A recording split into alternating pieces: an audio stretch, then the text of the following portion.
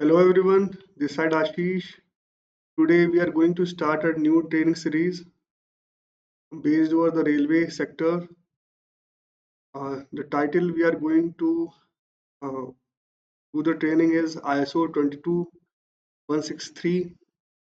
This is basically used as a railway quality management system RQMS. This is the supplement version of ISO 9001 which is applicable and specific to the railway sector. The slide is visible to you. Here I mentioned the standard name ISO 22163 2023. The title of the standard is Railway Applications Railway Quality Management System ISO 9000 2015 and specific requirements for application in railway sector. So this is the title and this is the standard number, and this is going to be the first part of the training. And initially we are trying to cover initial 5 clauses with introduction and history of this particular standard. Here, first page of the standard visible to you, and I'm giving this training on behalf of my company, Edison Quality Registrar. Okay, so let's discuss some history about this standard, how it's evaluated, this methodology of railway quality management system. So initially in 2006, IRIS developed a standard for railway quality management system, and the main organizations are group which is developed this standard is UNIF, Union of European Railway Industries, and they cover the supply chain performance, product reliability, life cost control, transparency, and uniform assessment. That is also based over the ISO 9001 requirements. Literally, in 2013 to 2016, based over the expansion and the requirement, UNIF uh, identified the need of a global uh, collaborative standards in a federation way. So in 2017, they firstly developed the ISO/TS 22163, and that is the first version of the railway quality management system. But that is ISO/TS there is used, which is technical specification with respect to the railway quality management system. Literally, after 2017, they transformed this particular standard and as ISO 22163 2023 version, and which is we are going to discuss, and I give you the training for this particular version of the standard, and this is the current version with respect to this terminology of railway quality management system. So this is the brief history about the ISO 22163. I give you the basically title description. What is the title? Which is this is very important to make understanding initially what are the things going to be covered in this particular ISO 22163. So have a look over the title: Railway Application, Railway Quality Management System, ISO 9001 2015, and specific requirement for application in the railway sector. Okay, and first thing I want to just brief you about the railway. What is the meaning of the railway? So railway is a transportation system which is using a train over a track, and the track is made of steel rails. So this is the basic description of a railway. When we need to define a railway, that is the basic meaning and the fundamental to understand what is railway is. So this is you just make an understanding over this. So any kind of railway, any kind of train running over a track made of steel rails, that is counted in this particular ISO 22163. And specifically here in a standard, sector is used, railway sector word is used. A sector meaning distinguish any particular area from other works, uh, whatever the the function, the whatever the industry respect to railway sector specific, this standard is applicable to them, and count this standard applicable as per this. So identify the railway sector if you are involved or you are having any professional uh, job allocation. Are you employed in any kind of railway sector? This standard is applicable to your organization and your system and your function and your processes and as well as your product. So this is the basic history, basic definitions we discussed in this particular standard. Please, please make the uh, understanding over this. Let's go forward and discuss the standard requirement. Total 10 clauses is there as given in different quality management system standards.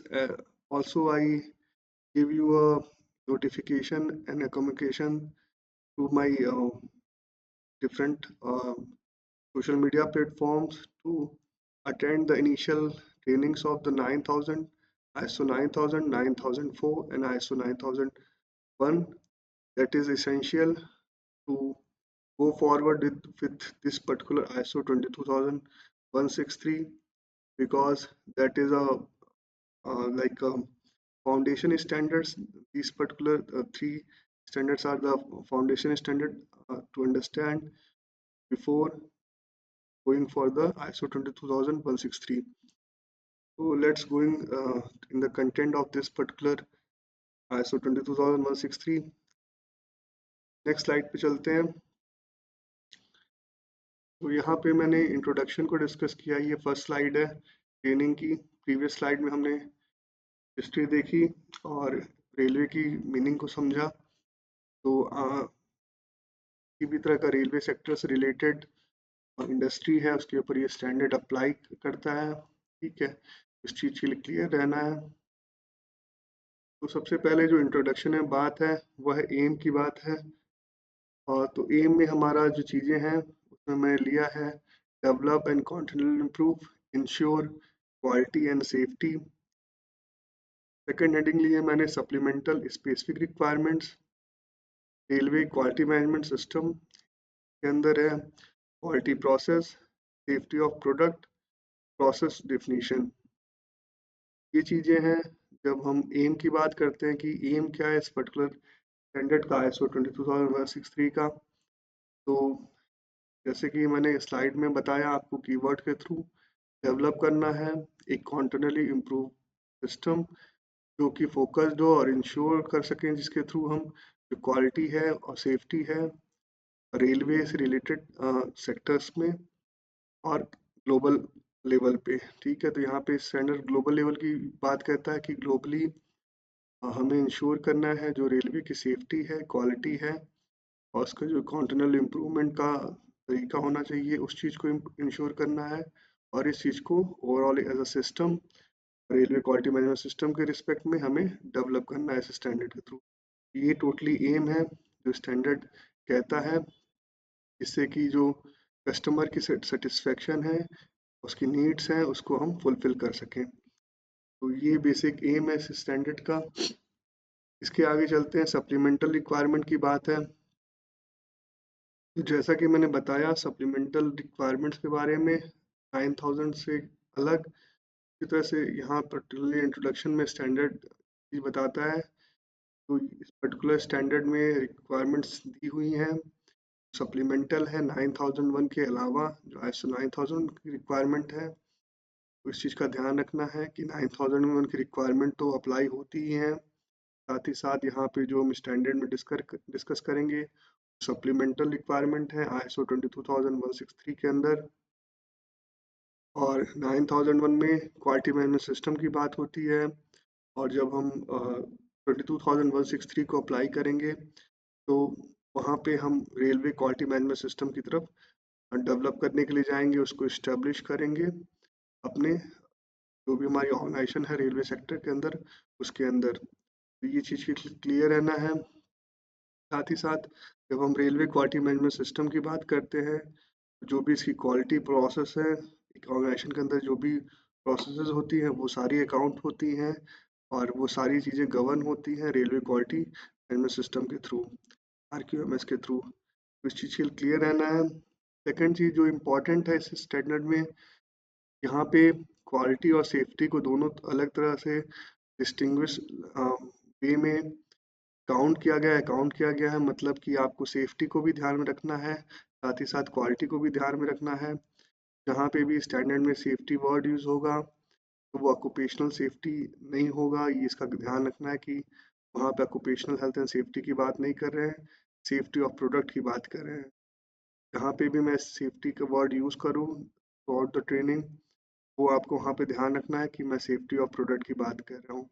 ठीक है, इस चीज़ के लिए ध्यान रखना है। साथ ही साथ जब भी हमें प्रोसेस की बात करें या डिस्कस करें तो प्रोसेस किसी भी तरह हो सकती है, सिंगल प्रोसेस हो सकती है, कंबाइंड प्रोसेस हो सकती हैं, या फिर एक ट्री के फॉर्म में डिफरेंट स्प्लिट्स में प्रोसेस हो सकती है। तो उस प्रोसेस की जब भी हम बात करें तो वो किसी भी तरह की हो उसको इस तरह से देखना है। तो ये जनरल एम है जो हमने डिस्कस किया।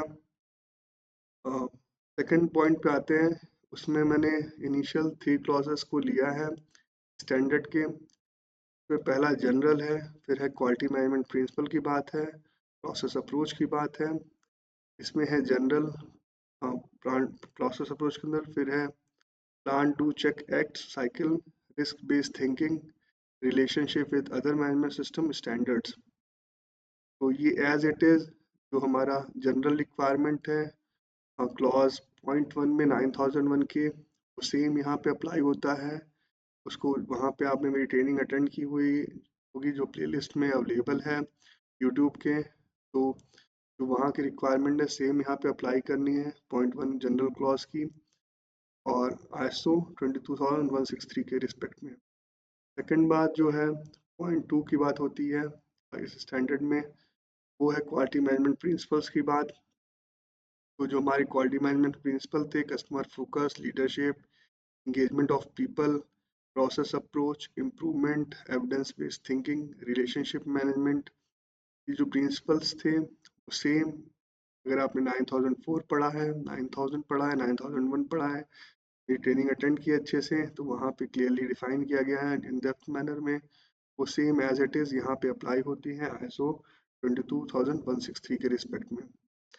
तो वो ट्रेनिंग से जो चीज़ें आपने नोट बनाया है, जो भी नॉलेज डेवलप किया है, वो सेम यहाँ पे इस्टेब्लिश होती हैं। ठीक है, थर्ड में आते हैं। थर्ड जो सब क्लॉज है पॉइंट थ्री में प्रोसेस अप्रोच के रिस्पेक्ट में बात होती है। तो प्रोसेस अप्रोच में जो जनरल क्लॉज है ISO 9001 का सेम एज इट इज़ यहाँ पे अप्लाई होता है। जो वहाँ पे प्रोसेस अप्रोच के रिस्पेक्ट में रिक्वायरमेंट है 9001 में, वो सेम यहाँ पे अप्लाई होती हैं, जिसमें हमने सोर्स ऑफ इनपुट की बात की थी, एक प्रोसेस के रिस्पेक्ट में इनपुट की बात की थी, एक्टिविटी की बात की थी, आउटपुट की बात की थी, रिसीवर ऑफ आउटपुट की बात की थी। तो सेम जो प्रोसेस का हमने ब्लॉक डायग्राम डिस्कस किया था 9001 में, वो यहाँ पे अप्लाई होता है सेम एज इट इज़। जो वहाँ पे अंडरस्टैंडिंग थी यहाँ पे अप्लाई करना है इस पर्टिकुलर स्टैंडर्ड के रिस्पेक्ट में 9001 से। सिमिलरली नेक्स्ट जो प्रोसेस अप्रोच में चीज़ आती है वो plan do check act cycle की बात होती है। तो 9001 में पॉइंट थ्री पॉइंट टू के अंदर जो साइकिल की बात की गई है प्लान डू चेक एक्ट के रिस्पेक्ट में, और डिफरेंट क्लॉसेस जो है 9001 के किस किस स्टेज में पीडी से साइकिल के रिस्पेक्ट में अप्लाई होते हैं, कहाँ पे यूज़ होता है उनका as a resources as a component, और कहाँ पे अप्लाई करते हैं साइकिल के रिस्पेक्ट में, वो सेम यहाँ पे आपको ISO 22163 में अप्लाई करना है। ठीक है, तो उसका ध्यान रखिएगा 9001 को आप मैंने पहले इसलिए क्लियर किया था कि वो मदर ऑफ स्टैंडर्ड में कहता हूँ 9001 को, और ये उसके पीछे कारण है क्योंकि मैंने बहुत काम करने के बाद इंडस्ट्री में नंबर ऑफ कंपनीज के साथ काम करने के बाद जो क्वालिटी मैनेजमेंट के रिस्पेक्ट में, सिस्टम के रिस्पेक्ट में, क्वालिटी एश्योरेंस के रिस्पेक्ट में समझा दीजिए, इसमें निकल के आया कि वो मदर ऑफ स्टैंडर्ड है। आपकी अगर नॉलेज अच्छी है, एक्सपर्टाइज अच्छी है, आप कॉम्पिटेंट हो अपने नॉलेज के रिस्पेक्ट में, तो आपको 9001 एक बहुत क्लियर वे में गाइड करता है। आप किसी भी इंडस्ट्री में वर्क कर रहे हो, क्वालिटी एश्योरेंस के लिए, उसके क्वालिटी मैनेजमेंट सिस्टम को इस्टेब्लिश करने के लिए। साथ ही साथ अब यहाँ आगे चलते हैं, हमने PDCA साइकिल की बात कर ली। नेक्स्ट जो प्रोसेस अप्रोच पॉइंट है वो है रिस्क बेस्ड थिंकिंग का, पॉइंट 3। तो यहाँ पे भी एज इट इज़ जो 9001 ऑन 15 की रिक्वायरमेंट है उसको यहाँ पे अप्लाई करना है आपको ISO 20163 के रिस्पेक्ट में। तो वहाँ पे चीज़ें दी गई हैं। और साथ ही साथ मेरी एक ट्रेनिंग ISO 31000 की है, तो रिस्क मैनेजमेंट गाइडलाइंस के रिस्पेक्ट में है। तो उसको आप देख सकते हो, अटेंड कर सकते हो, ठीक है, नॉलेज बिल्ड कर सकते हो, क्योंकि रिस्क बेस्ड थिंकिंग आज की ग्लोबल और डायनेमिक इन्वायरमेंट में एक बहुत इंपॉर्टेंट फैक्टर है किसी भी इंडस्ट्री के रिस्पेक्ट में। तो जो रिस्क असेसमेंट या रिस्क मैनेजमेंट की मेथडोलॉजी है वो वहाँ से क्लियर होती है जब हम ISO 31000 को अ, समझते हैं, अच्छे से नॉलेज उससे लेते हैं। तो ये चीज़ें हैं। तो ये हमारा थर्ड क्लॉज हमारी बात हो गई जो प्रोसेस अप्रोच के रिस्पेक्ट में है। के बाद नेक्स्ट चलते हैं हम लोग। नेक्स्ट जो क्लॉज है वो है प्रोसेस अप्रोच के अंदर ही, सॉरी, हमारा नेक्स्ट क्लॉज जो है वो पॉइंट 4 है। रिलेशनशिप की बात होती है, relationship with other management system standards के रिस्पेक्ट में। तो रिलेशनशिप में जैसे 9001 में जो रिक्वायरमेंट है इस पर्टिकुलर क्लॉज में जहाँ पे relationship with other management system की बातें कही गई हैं, सेम एज इट इज़ यहाँ पे अप्लाई होती हैं ISO 22163 के अंदर। और 9001 में जो रेफरेंस स्टैंडर्ड थे या फिर रिलेशनशिप वाले स्टैंडर्ड थे 9001 के रिस्पेक्ट में, वो 9000 था ISO का, ISO 9004 था, ठीक है। इसीलिए मैंने अपनी जो इनिशियल कम्युनिकेशन था before this particular training of ISO 22163, मैंने आपको बोला हुआ था, क्लियर किया हुआ था कि आपको 9000, 9004 और 9001 की ट्रेनिंग इसेंशियली अटेंड करनी है before attending this particular standard training of ISO 22163।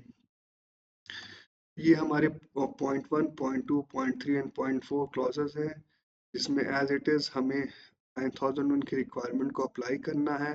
यहाँ पे कोई सप्लीमेंटल रिक्वायरमेंट नहीं है ISO 22163 की, ठीक है। तो इस चीज़ को वहाँ से आप नॉलेज भी गेन करिए 9001 की ट्रेनिंग से, 9004 की ट्रेनिंग से और 9000 की ट्रेनिंग से। जो वहाँ पे रिक्वायरमेंट्स हैं, जो वहाँ पे मैंने क्लैरिटी दी है सब्जेक्ट के ऊपर स्टैंडर्ड के रिस्पेक्ट में, और बेसिक जो फ्रेमवर्क तैयार होता है वो यहीं से होता है जब प्रोसेस अप्रोच आपका क्लियर हो, प्रिंसिपल्स क्लियर हो, PCA साइकिल कम क्लियर हो, साथ ही साथ रिलेशनशिप आपका क्लियर हो डिफरेंट स्टैंडर्ड्स का, जनरल क्या कहना चाहता है स्टैंडर्ड, जेनरिक मैनर में क्या बातें कहता है, तो वो चीज़ें आपको वहाँ से क्लियर कर लेनी है। तो ये हमारी पहली स्लाइड थी जो मैंने आपको ब्रीफ करी। सेकंड स्लाइड पे चलते हैं। अब यहाँ से जो रिक्वायरमेंट है ISO 22163 की वो स्टार्ट होती हैं। यहाँ पे स्पेसिफिकली स्टैंडर्ड में जो हमने टाइटल डिस्कस करी थी स्टैंडर्ड की वो मेंशन की गई है, जो कि थी railway applications, railway quality management system ISO 9001 2015 and a specific requirement for application in railway sector। तो यहाँ पे पहले मेंशन की गई है और यहाँ से क्लॉज 1 स्टार्ट होता है। तो क्लॉज 1 में जो पहला उसकी टाइटल है वो है स्कोप। स्कोप के अंदर पहली चीज़ जो मेंशन की गई है वो ISO 9001 2015 की रिक्वायरमेंट्स हैं।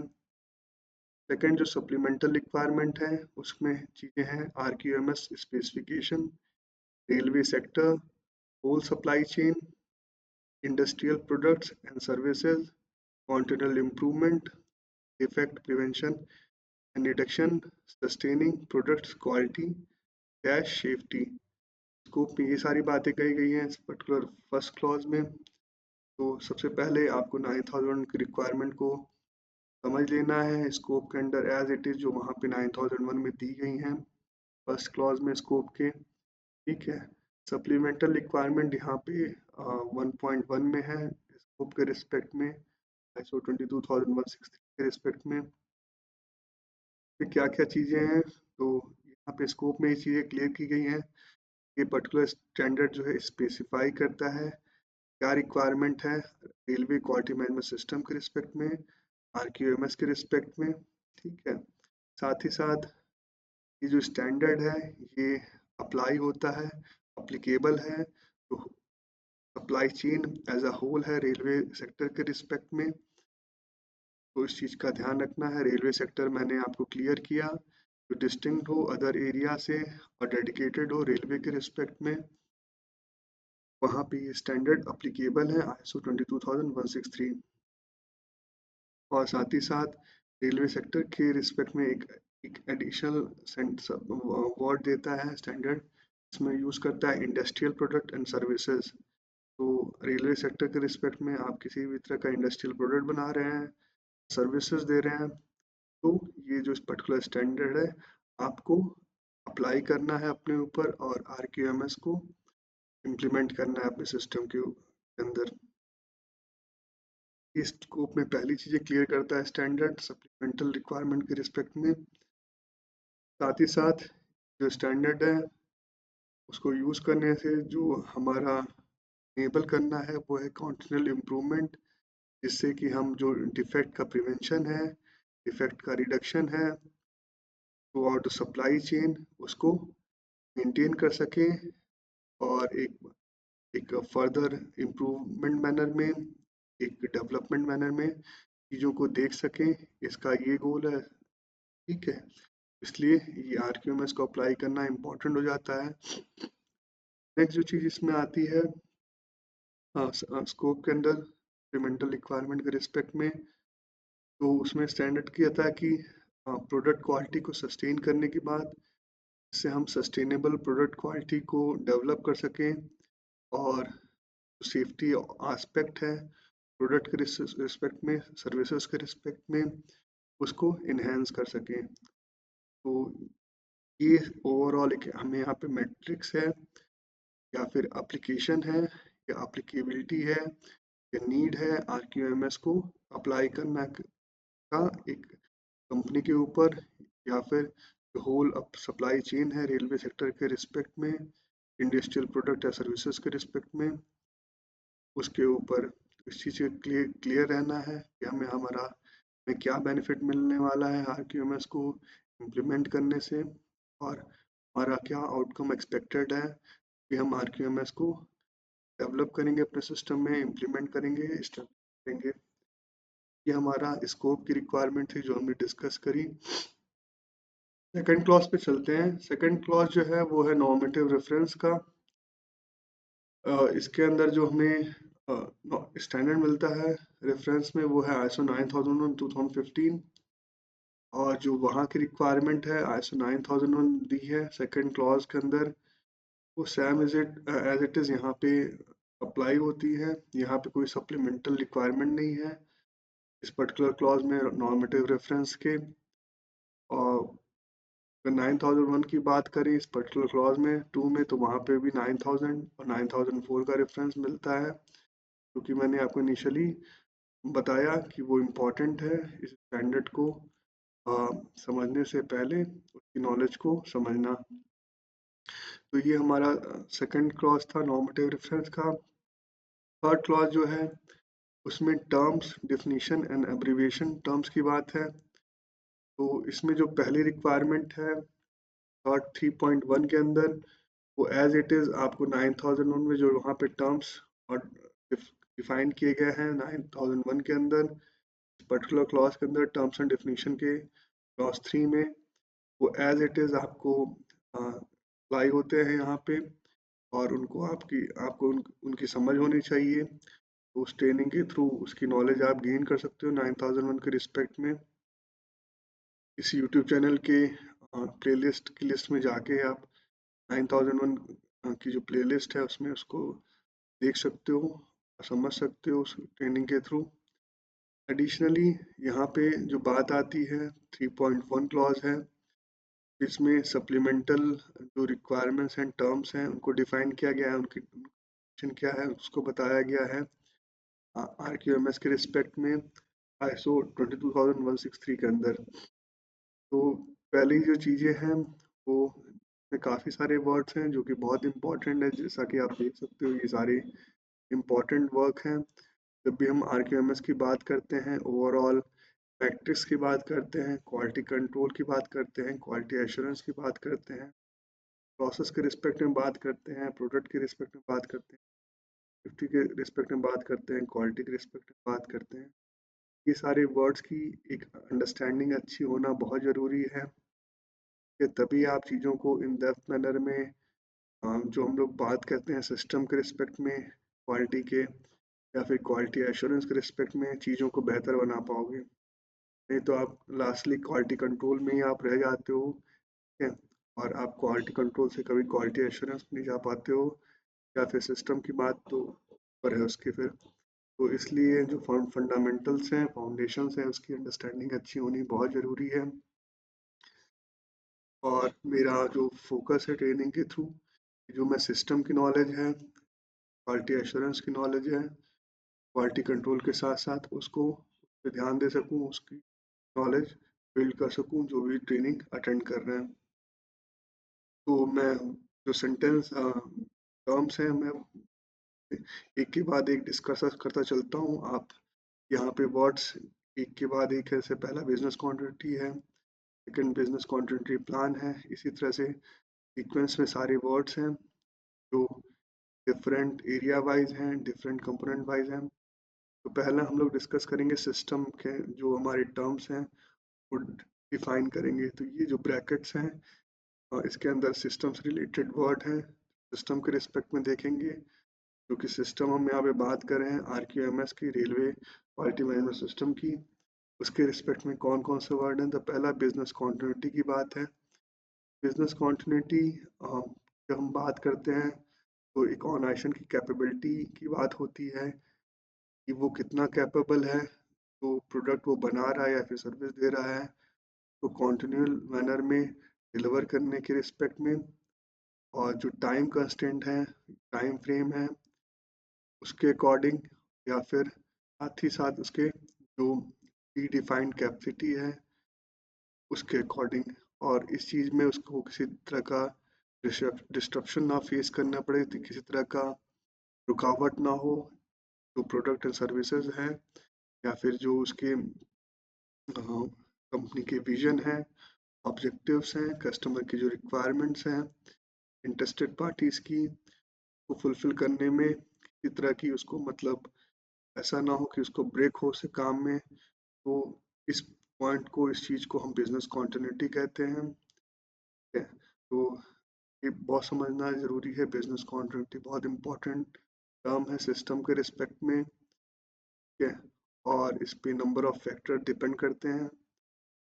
और क्योंकि हम लोग सप्लाई चेन में काम कर रहे हैं, जो भी इंडस्ट्री में है वर्ल्ड वाइड, वो एक सप्लाई चेन का पार्ट है, फील्ड में वो काम कर रही हैं। तो इसलिए अ, अच्छे इस्टेब्लिश बिजनेस कॉन्टिन्यूटी के सेटअप में लोग काम करना चाहते हैं, जुड़ना चाहते हैं एज अ सप्लाई चेन। तो इस चीज़ को समझना है इस तरह से। साथ ही साथ यहाँ पे ISO 22301 का रेफरेंस देता है स्टैंडर्ड, जो कि बिजनेस कॉन्टिन्यूटी मैनेजमेंट सिस्टम का स्टैंडर्ड है। तो उसको हम किसी फर्दर ट्रेनिंग के थ्रू डिस्कस करेंगे बिजनेस कॉन्टिन्यूटी के रिस्पेक्ट में।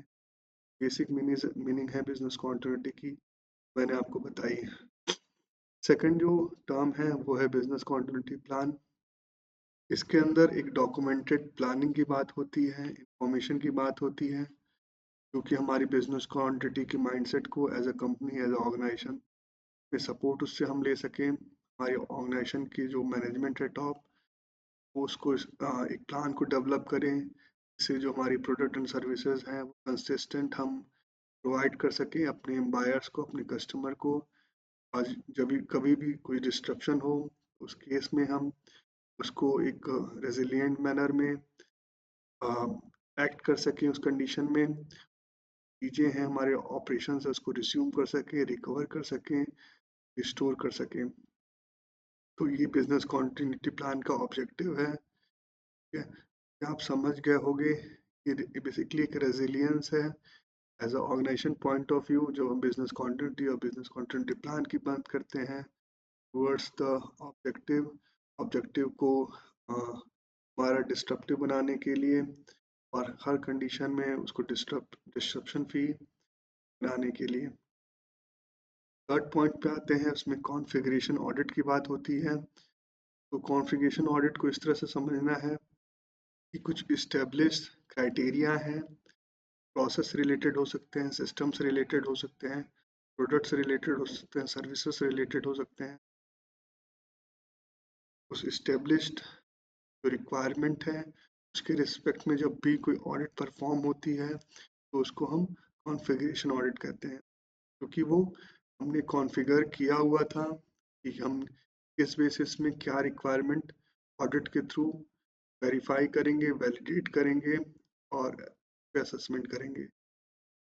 इसके साथ ही एक स्टैंडर्ड का रेफरेंस स्टैंडर्ड देता है आरक्यूएमएस का ISO 10007, जो कि कॉन्फ़िगरेशन मैनेजमेंट के लिए है, क्वालिटी मैनेजमेंट के रिस्पेक्ट में। तो ये स्टैंडर्ड हम जब भी इस कॉन्फ़िगरेशन के रिस्पेक्ट में बात करते हैं, चाहे वो ऑडिट हो या फिर अदर टर्म्स हो, जब भी हम आगे डिस्कस करेंगे कॉन्फ़िगरेशन के रिस्पेक्ट में, तो हम इन डिटेल मैनर में समझने के लिए कॉन्फ़िगरेशन के रिस्पेक्ट में चीज़ों को पढ़ सकते हैं 10007 सो का, क्या जिससे कि हमें इन डेप्थ स्टैंडिंग डेवलप हो सके, या फिर मैं किसी आने वाले समय में कोई ट्रेनिंग के अंदर ये कवर करूँगा। ठीक है, 10007 को नेक्स्ट जो टर्म है वो है कॉन्फ़िगरेशन बेसलाइन। कॉन्फ़िगरेशन जो बेसिकली एक जनरल अंडरस्टैंडिंग में बात करें तो जब सबसे पहले लोग मतलब कॉन्फ़िगरेशन की बात हमें समझ में आई थी जब हम प्रोफेशनल नहीं थे या फिर इंडस्ट्री में वर्क नहीं कर रहे थे, स्टूडेंट लेवल में थे, तो हम नॉर्मली जब हम एक पर्सनल कंप्यूटर की बात करते थे, लैपटॉप की बात करते थे, तो या फिर मोबाइल की बात करते थे, तो वहाँ पे हमें पहली बार सुनने को मिला था कि कॉन्फ़िगरेशन, मोबाइल का कॉन्फ़िगरेशन क्या है, पर्सनल कंप्यूटर का कॉन्फ़िगरेशन क्या है, लैपटॉप का कॉन्फ़िगरेशन क्या है। तो इसी तरह से यहाँ कॉन्फ़िगरेशन को समझना है। तो यहाँ पे पर्टिकुलरली कॉन्फ़िगरेशन बेसलाइन में ये जब लाइफ साइकिल को देखते हैं जो एक प्रोडक्ट या सर्विसेज से रिलेटेड होती है, तो लाइफ साइकिल के रिस्पेक्ट में एट पर्टिकुलर टाइम में जो भी नीड है उस प्रोडक्ट की या फिर सर्विस की नीड है, जो भी सर्व होनी है, तो वो बेसिक क्राइटेरिया क्या है, अप्रूव्ड क्राइटेरिया क्या है, इंफॉर्मेशन क्या है, इसको वो प्रोडक्ट या सर्विस फुलफिल करना चाहिए उस एट अ टाइम।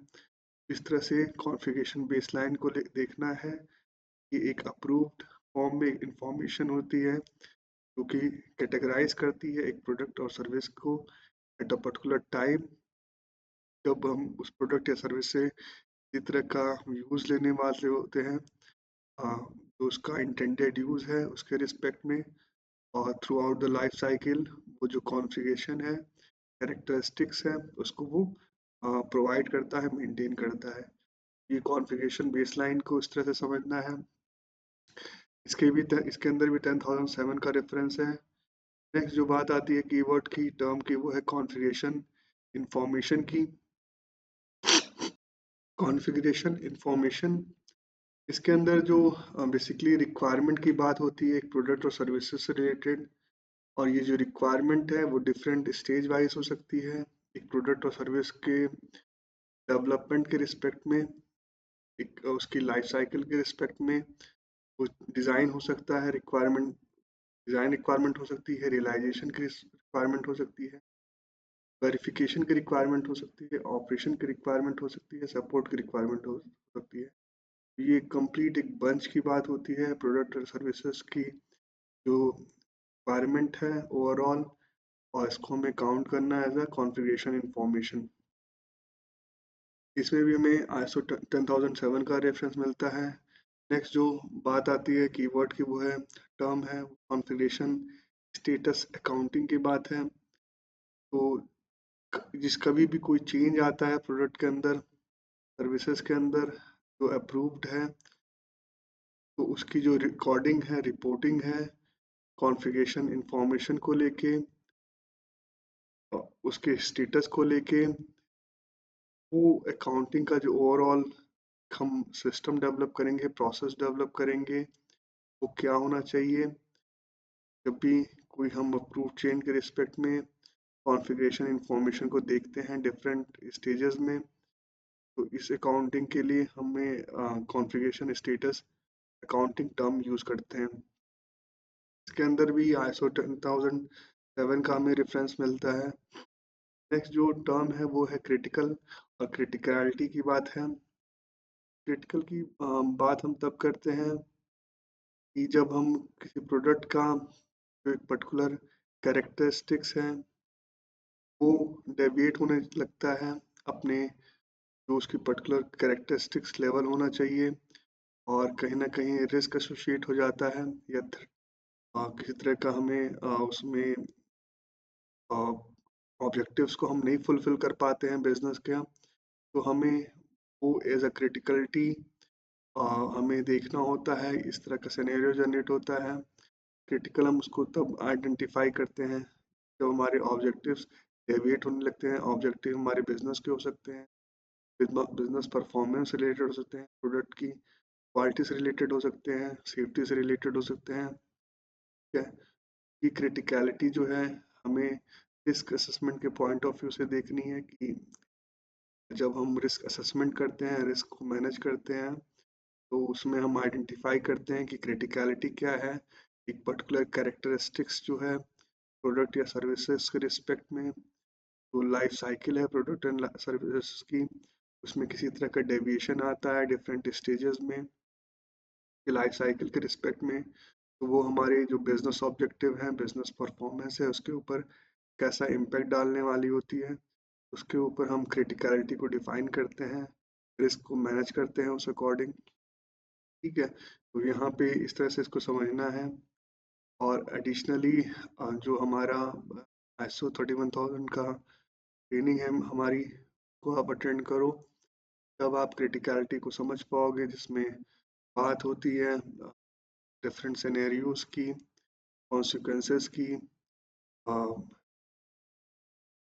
इसके साथ ही इम्पैक्ट की। ठीक है, तो ये यहाँ पे जो मैंने बताया बेसिक नॉलेज आपको होनी चाहिए क्रिटिकल और क्रिटिकलिटी के रिस्पेक्ट में।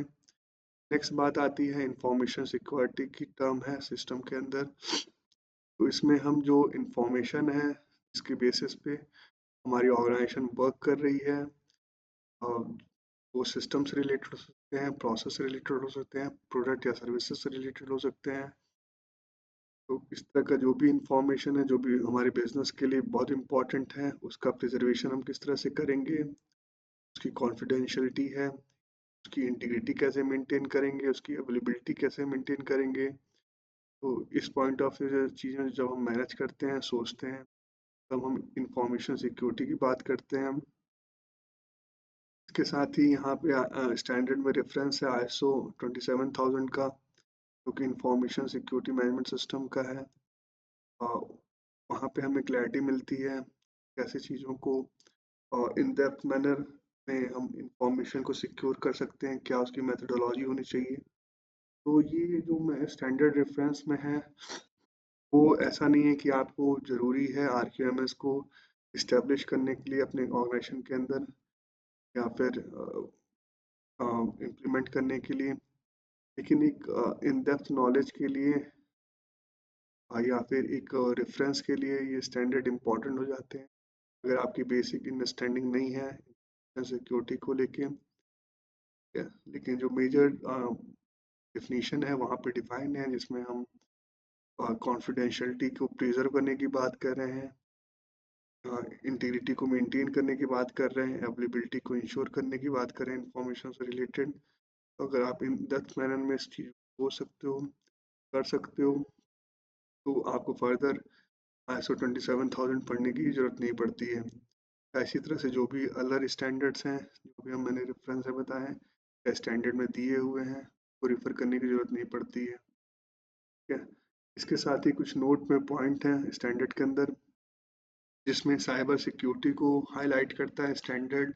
ठीक है, और साथ ही साथ इंफॉर्मेशन की अदर प्रॉपर्टीज़ को हाईलाइट करता है, जैसे जैसे ऑथेंटिसिटी है, अकाउंटेबिलिटी है, नॉन रेपुडिएशन है, रिलायबिलिटी है। तो इन सब चीज़ों को भी हमें इंफॉर्मेशन सिक्योरिटी के पॉइंट ऑफ व्यू से एक हमारी अंडरस्टैंडिंग होनी चाहिए। उसके बेसिस पे हमें इंफॉर्मेशन सिक्योरिटी को मैनेज करना है अपने आरक्यूएमएस के अंदर।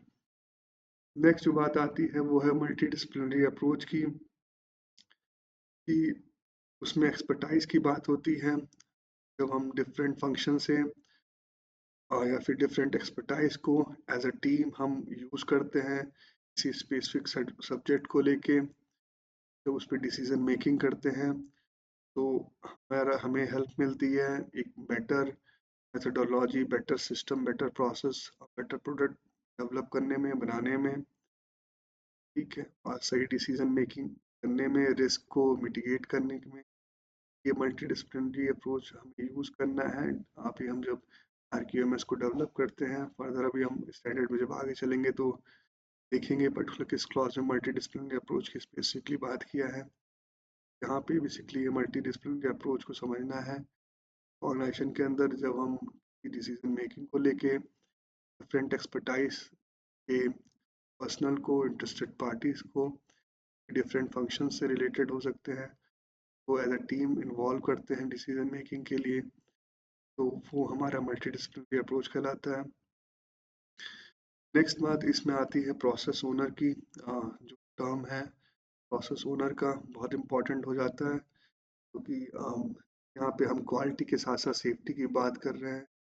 तो ओवरऑल जो रिस्पॉन्सिबिलिटी है वो हमें काउंट करनी पड़ती है, और एक हर चीज़ की ऑथेंटिसिटी के लिए, रिलायबिलिटी के लिए प्रोसेस ओनर का होना बहुत ज़रूरी हो जाता है। तो प्रोसेस ओनर हो सकता है वो डिफरेंट प्रोसेसेस के रिस्पेक्ट में हो सकता है, उसके सब डिवीजन से लेके हो सकता है।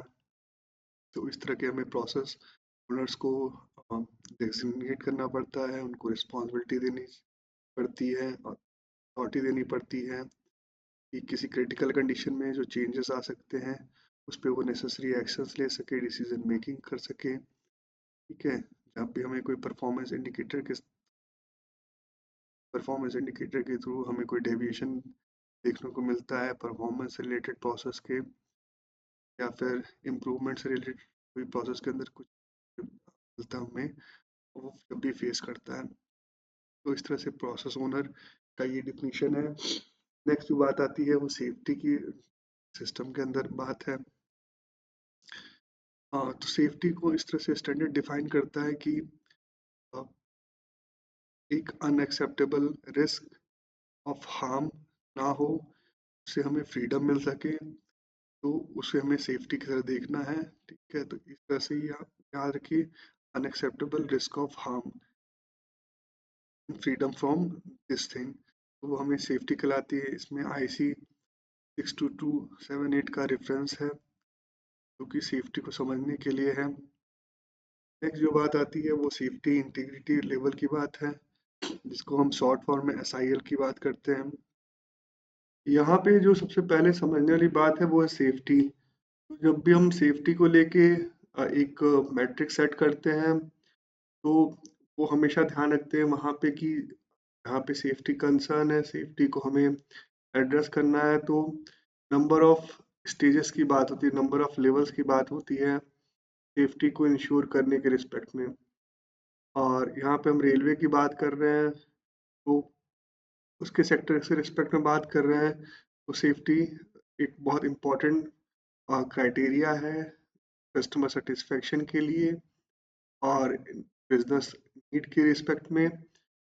इसी पॉइंट ऑफ व्यू से जो सेफ्टी है उसकी जो डिफरेंट लेवल में हम उसकी इंश्योर कर रहे हैं सेफ्टी को, उसके रिस्पेक्ट में हमें सेफ्टी इंटीग्रिटी लेवल को देखना है, जिसमें एक हर पर्टिकुलर लेवल जो है नंबर ऑफ लेवल्स के अंदर जो क्लियर उसका रिक्वायरमेंट है, कैरेक्टरिस्टिक्स है, वो डिफाइन होना चाहिए जब भी हम सेफ्टी रिलेटेड सिस्टम की बात करते हैं।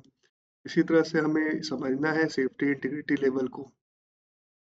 ठीक है, इसके साथ ही साथ इसमें IC 62278 का रेफरेंस है स्टैंडर्ड में। इसको हम देख सकते हैं बेटर अंडरस्टैंडिंग के लिए सेफ्टी इंडिकेटिव लेवल क्या होता है। नेक्स्ट जो कीवर्ड है, टर्म है, वो है सेफ्टी रिलेटेड। इसकी डिफिनेशन है जो कैरीज रिस्पॉन्सिबिलिटी फॉर सेफ्टी। तो जो भी पर्टिकुलर हम चीज़ें कर रहे हैं वो प्रोसेस के रिस्पेक्ट में हो सकती है, सिस्टम के रिस्पेक्ट में होती है, प्रोडक्ट और सर्विसेज के रिस्पेक्ट में हो सकती है, फंक्शंस के रिस्पेक्ट में हो सकती है, स्टेजेस के रिस्पेक्ट में हो सकती है, पार्ट के रिस्पेक्ट में हो सकती है। तो उस पर्टिकुलर जो फंक्शन है, एक्टिविटी है, वो जो चीज़ें मैंने बोली उसके रिस्पेक्ट में सेफ्टी रिलेटेड क्या रिस्पॉन्सिबिलिटी है, क्या पॉइंट ऑफ व्यू है सेफ्टी के रिस्पेक्ट में, उस चीज़ को डिफाइन करते हैं टर्म से सेफ्टी रिलेटेड जो यहाँ पे टर्म दिया है। नेक्स्ट जो है बात है वो है टर्म साइट की बात है, जिसमें बात होती है लोकेशंस की। एक ऑर्गेनाइजेशन जो डिफरेंट एक्टिविटीज़ को टेक केयर करती है, एक्सिक्यूट करती है, जब भी वो सर्विसेज के रिस्पेक्ट में हो, रेलवे के प्रोडक्ट के रिस्पेक्ट में हो, तो डिफरेंट साइट्स हो सकती हैं।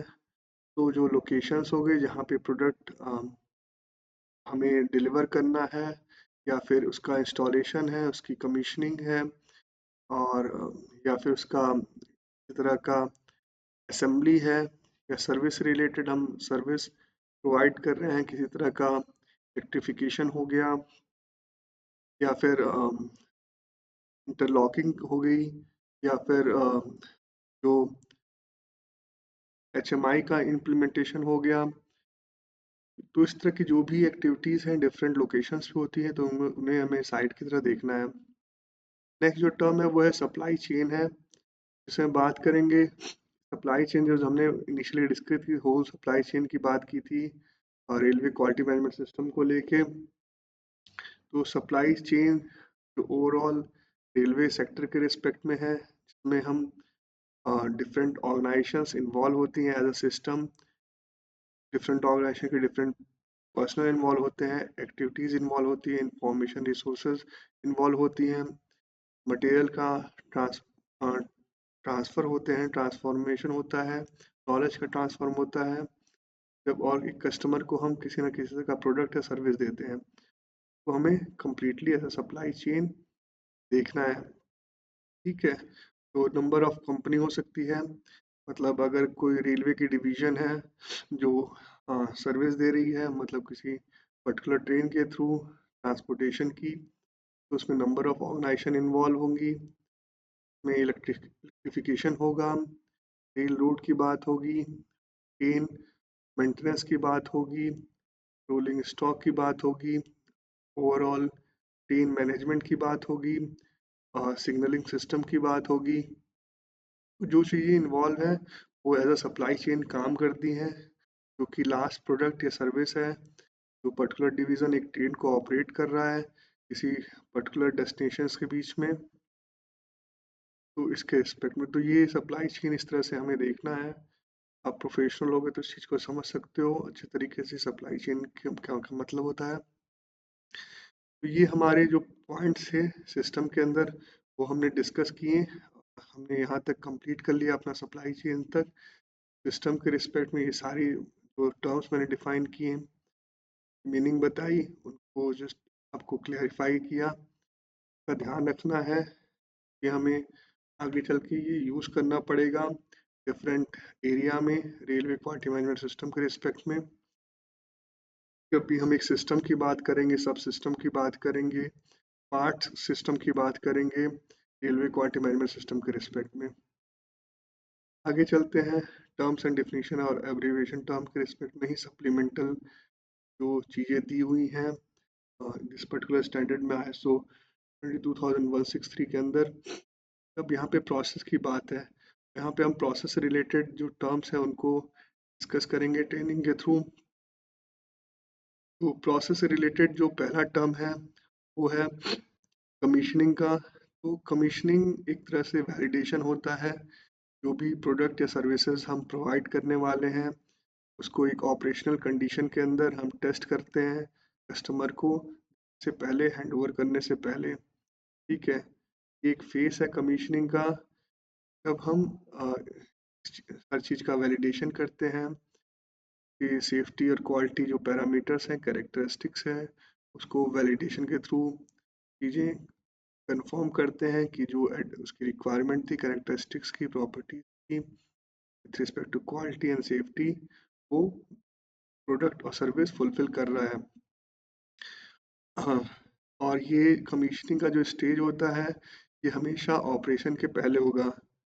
ठीक है, इसका ध्यान रखिएगा। कमीशनिंग रेलवे में बहुत इम्पोर्टेंट टर्म है जो नंबर ऑफ टाइम यूज होता है, क्योंकि कमीशनिंग के समय जो क्वालिटी है और सेफ्टी है वो एक थॉरो मैनर में क्रॉस वेरीफाई की जाती है, वैलिडेट की जाती है। सेकंड जो टर्म है वो उसमें क्रिटिकल पाथ की बात है। तो क्रिटिकल पाथ इस टर्म से प्रोसेस के रिस्पेक्ट में देखना है कि जब हम प्रोजेक्ट की बात करते हैं, एक प्रोजेक्ट की कंप्लीशन डेट की बात करते हैं, तो जो अर्लीस्ट पॉसिबल पाथ होता है कंप्लीट करने के लिए एक प्रोजेक्ट को, जो भी उसकी कंप्लीशन डेट है उस पर डिलीवर करने के लिए, तो सीक्वेंस ऑफ एक्टिविटी होंगी, उसको हम क्रिटिकल पाथ की तरह देखते हैं। ठीक है, तो ध्यान रखिएगा क्रिटिकल पाथ के जो ईजिएस्ट, अर्लीस्ट, सॉरी ईजिएस्ट नहीं, अर्लीस्ट पाथ होगा पॉसिबल, वो क्या होगा, एक प्रोजेक्ट को डिलीवर करने के लिए जो भी टाइमलाइन है उसकी, उसमें जो भी सीक्वेंसेस होंगे उसको हम एज क्रिटिकल पाथ काउंट करते हैं, क्या कहते हैं। और इसमें जो रेफरेंस स्टैंडर्ड है, एक स्टैंडर्ड में दिया हुआ वो है ISO 21502 है। सेकंड, नेक्स्ट चलते हैं प्रोसेस के अंदर जो कीवर्ड है वो है डिफर्ड वर्क। तो डिफर्ड वर्क को ऐसे देखना है कि जो हमारी प्री डिटरमाइन सीक्वेंसेस थे क्रिटिकल पाथ के पॉइंट ऑफ व्यू से प्रोसेस के अंदर, तो जहाँ पे भी जो पर्टिकुलर एक्टिविटी है सीक्वेंसेस के अंदर, वो अगर डिले हो रही है, पोस्टपोन हो रही है, तो हम उस पर्टिकुलर एक्टिविटी को कहेंगे डिफर्ड वर्क। ठीक है, तो ये चीज़ है डिफर्ड वर्क के रिस्पेक्ट में। फिर नेक्स्ट जो टर्म है, next is first article inspection, FAI। यहाँ पे जो इम्पोर्टेंट है ये एक प्रोडक्शन प्रोसेस के रिस्पेक्ट में है। प्रोडक्शन की अभी हम डिफिनीशन आगे समझेंगे, प्रोडक्शन किस चीज़ को कहते हैं। प्रोडक्शन की डिफरेंट आप इवेल्युएट कर सकते हो प्रोडक्शन को।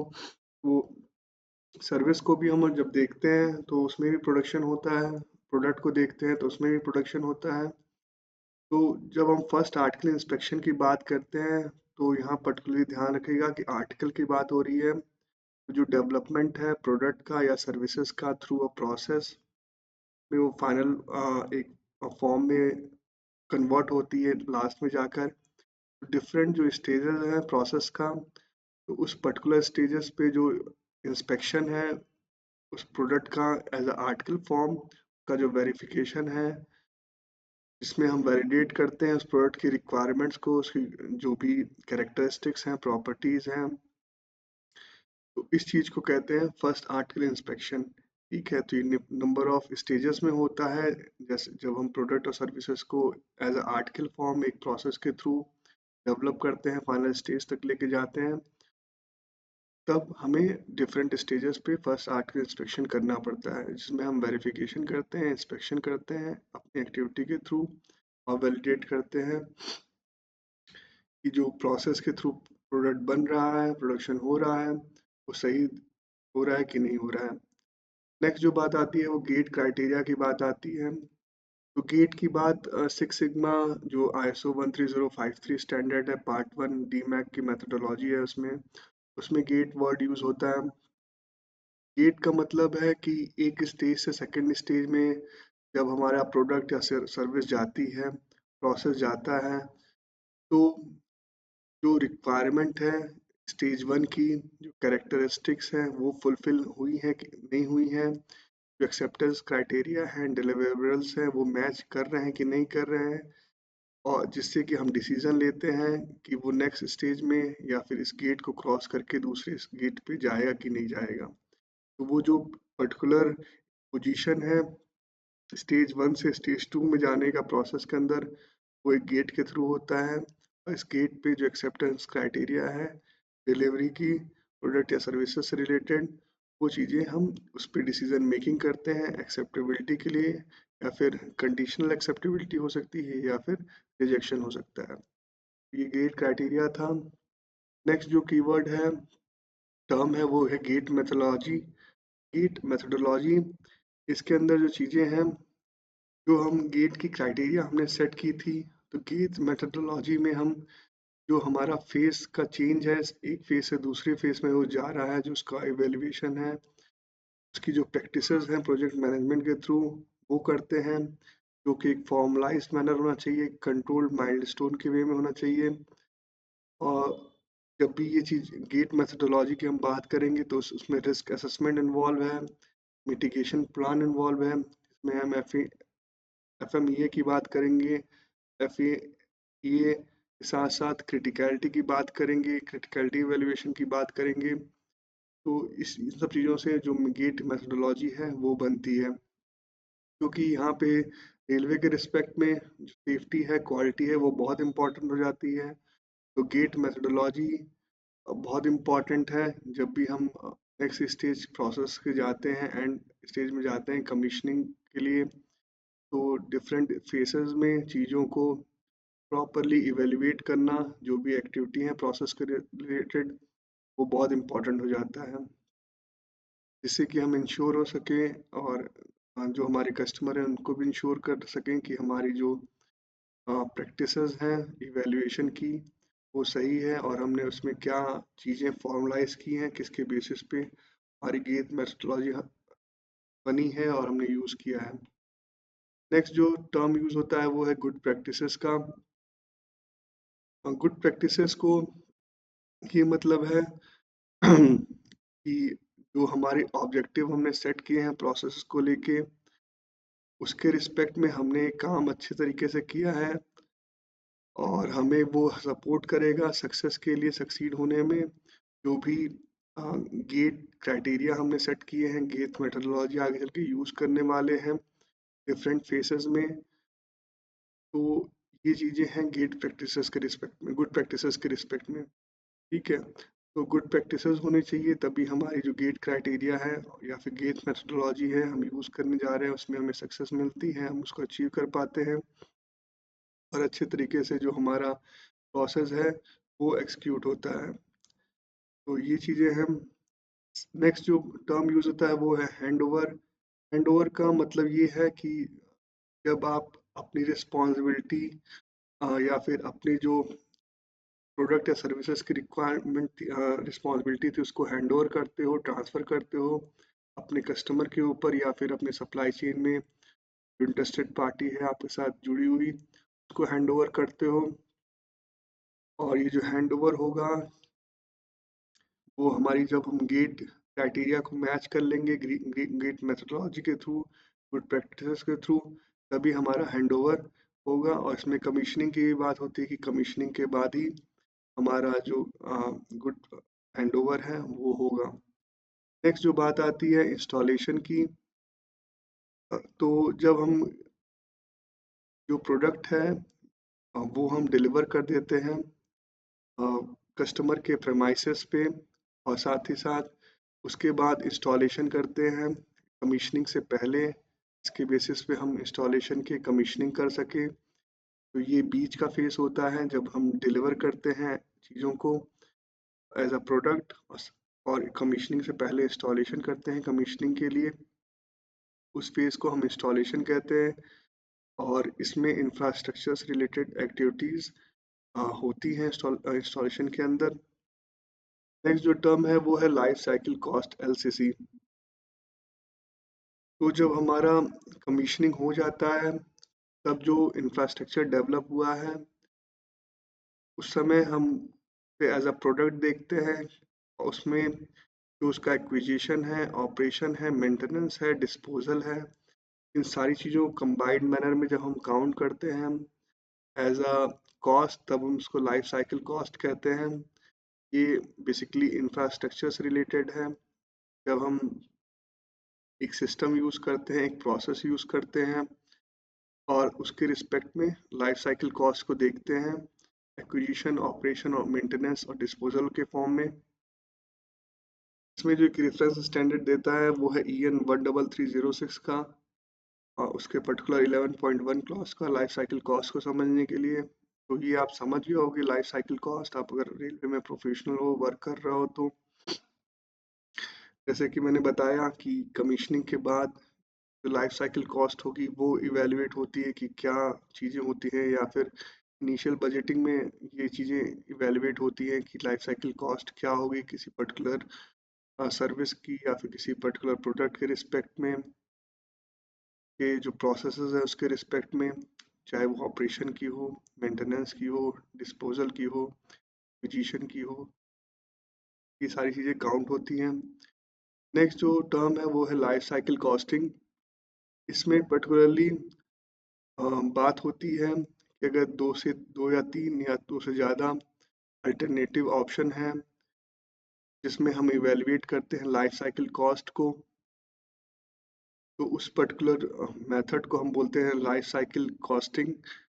ठीक है। और इसमें दो चीज़ें, क्वांटिटेटिवली क्वालिटेटिवली असेसमेंट हम करते हैं, जो पर्टिकुलर हम प्रोसेस यूज़ करने वाले हैं, प्रोडक्ट यूज़ करने वाले हैं, फिर सर्विसेज यूज़ करने वाले हैं उसको लेके। तो हमारे एक से अधिक जो भी ऑप्शंस हैं उसको हम दोनों ऑप्शंस को टेक केयर करते हैं, लाइफ साइकिल कॉस्ट को इवेलुएट करते हैं, ये डिफरेंसेस देखते हैं, एडवांटेज क्या है, डिसएडवांटेज क्या है, बेनिफिट्स क्या है, उसके बेसिस पे जो है लाइफ साइकिल कॉस्टिंग को यूज़ करते हैं for budgeting and for business objectives. Next जो बात आती है वो है मेंटेनेंस की। तो मेंटेनेंस आप एक जेनरिक टर्म है, आप समझ सकते हो मेंटेनेंस क्या होता है। इसके अंदर कंबाइंड जो हमारी लेबर है किसी पर्टिकुलर चीज़ को मेंटेन करने के लिए, रिटेन करने के लिए, रिस्टोर करने के लिए, वो चाहे टेक्निकल एंड पे हो, मैनेजमेंट एंड पे हो, तो जो उसमें रिसोर्सेज यूज़ होते हैं, जो प्रोसेस यूज़ होता है उसको हम मेंटेनेंस कहते हैं, कि जिससे कि जो परफॉर्मेंस रिक्वायर्ड है पर्टिकुलर सर्विसेज का, प्रोडक्ट का, प्रोसेस का, वो हम इंश्योर कर सकें कि वो मतलब जो एडिक्वेट लेवल है उसमें वो प्रेजेंट रहे जब भी उसकी नीड आती है रेलवे के रिस्पेक्ट में। इसके साथ ही यहाँ पे भी IC 60050-192 का रेफरेंस मिलता है मेंटेनेंस के रिस्पेक्ट में। नेक्स्ट जो टर्म है वो है न्यू टेक्नोलॉजी का। इसके अंदर जो हमारी पुरानी टेक्नोलॉजीज थी हमारे वर्क सिस्टम को लेके रेलवे के रिस्पेक्ट में, उसमें कोई अगर हमें सिग्निफिकेंट चेंज मिलता है, अगर कोई न्यू टेक्नोलॉजी आती है उसको करने से, तो उसको हम अकाउंट में लेते हैं, एड्रेस करते हैं, जो कि हमारे प्रोडक्ट्स या फिर सर्विसेज या फिर किसी प्रोसेस को लेके हो सकती है, और एक डिसीजन मेकिंग करते हैं कि नई टेक्नोलॉजी को हमारे यहाँ इम्प्लीमेंट करना चाहिए, उसके एडवांटेजेस क्या हैं। और ये जो न्यू टेक्नोलॉजी का इस्टेब्लिशमेंट है, इंटीग्रेशन है, इम्प्लीमेंटेशन है सिस्टम में, प्रोसेसेस में, तो वो एक फॉर्मल मैनर में होना चाहिए, एक कंट्रोल एक्टिविटी होनी चाहिए जब भी हम न्यू टेक्नोलॉजी को इस्टेब्लिश करने के लिए जाएं। ठीक है। इसके साथ ही साथ न्यू टेक्नोलॉजी जब भी यूज़ होता है वर्ल्ड रेलवे से रिलेटेड, तो ये हमें एक रिसर्च एंड डेवलपमेंट का एक्टिविटी है, इनोवेशन की एक्टिविटी है। जैसे कि रेलवे इवॉल्व हुई समय के साथ, पहले हमारे बॉयलर बेस्ड इंजन थे, स्टीम जनरेटेड, फिर हमने इलेक्ट्रिफिकेशन पे गए, इस तरह से हमारा जो ऑटोमेशन है सिग्नलिंग को लेके वो हुआ टाइम के साथ। फिर उसकी कंट्रोलिंग भी आज की डेट में ऑटोमेशन पे है अलग अलग कंट्रीज़ की। HMI जो है वो लिमिटेड हो गया है बहुत, फॉरेन कंट्रीज़ की बात करें, सारी चीज़ें ऑटोमेटेड है, तो ये सब न्यू टेक्नोलॉजी है।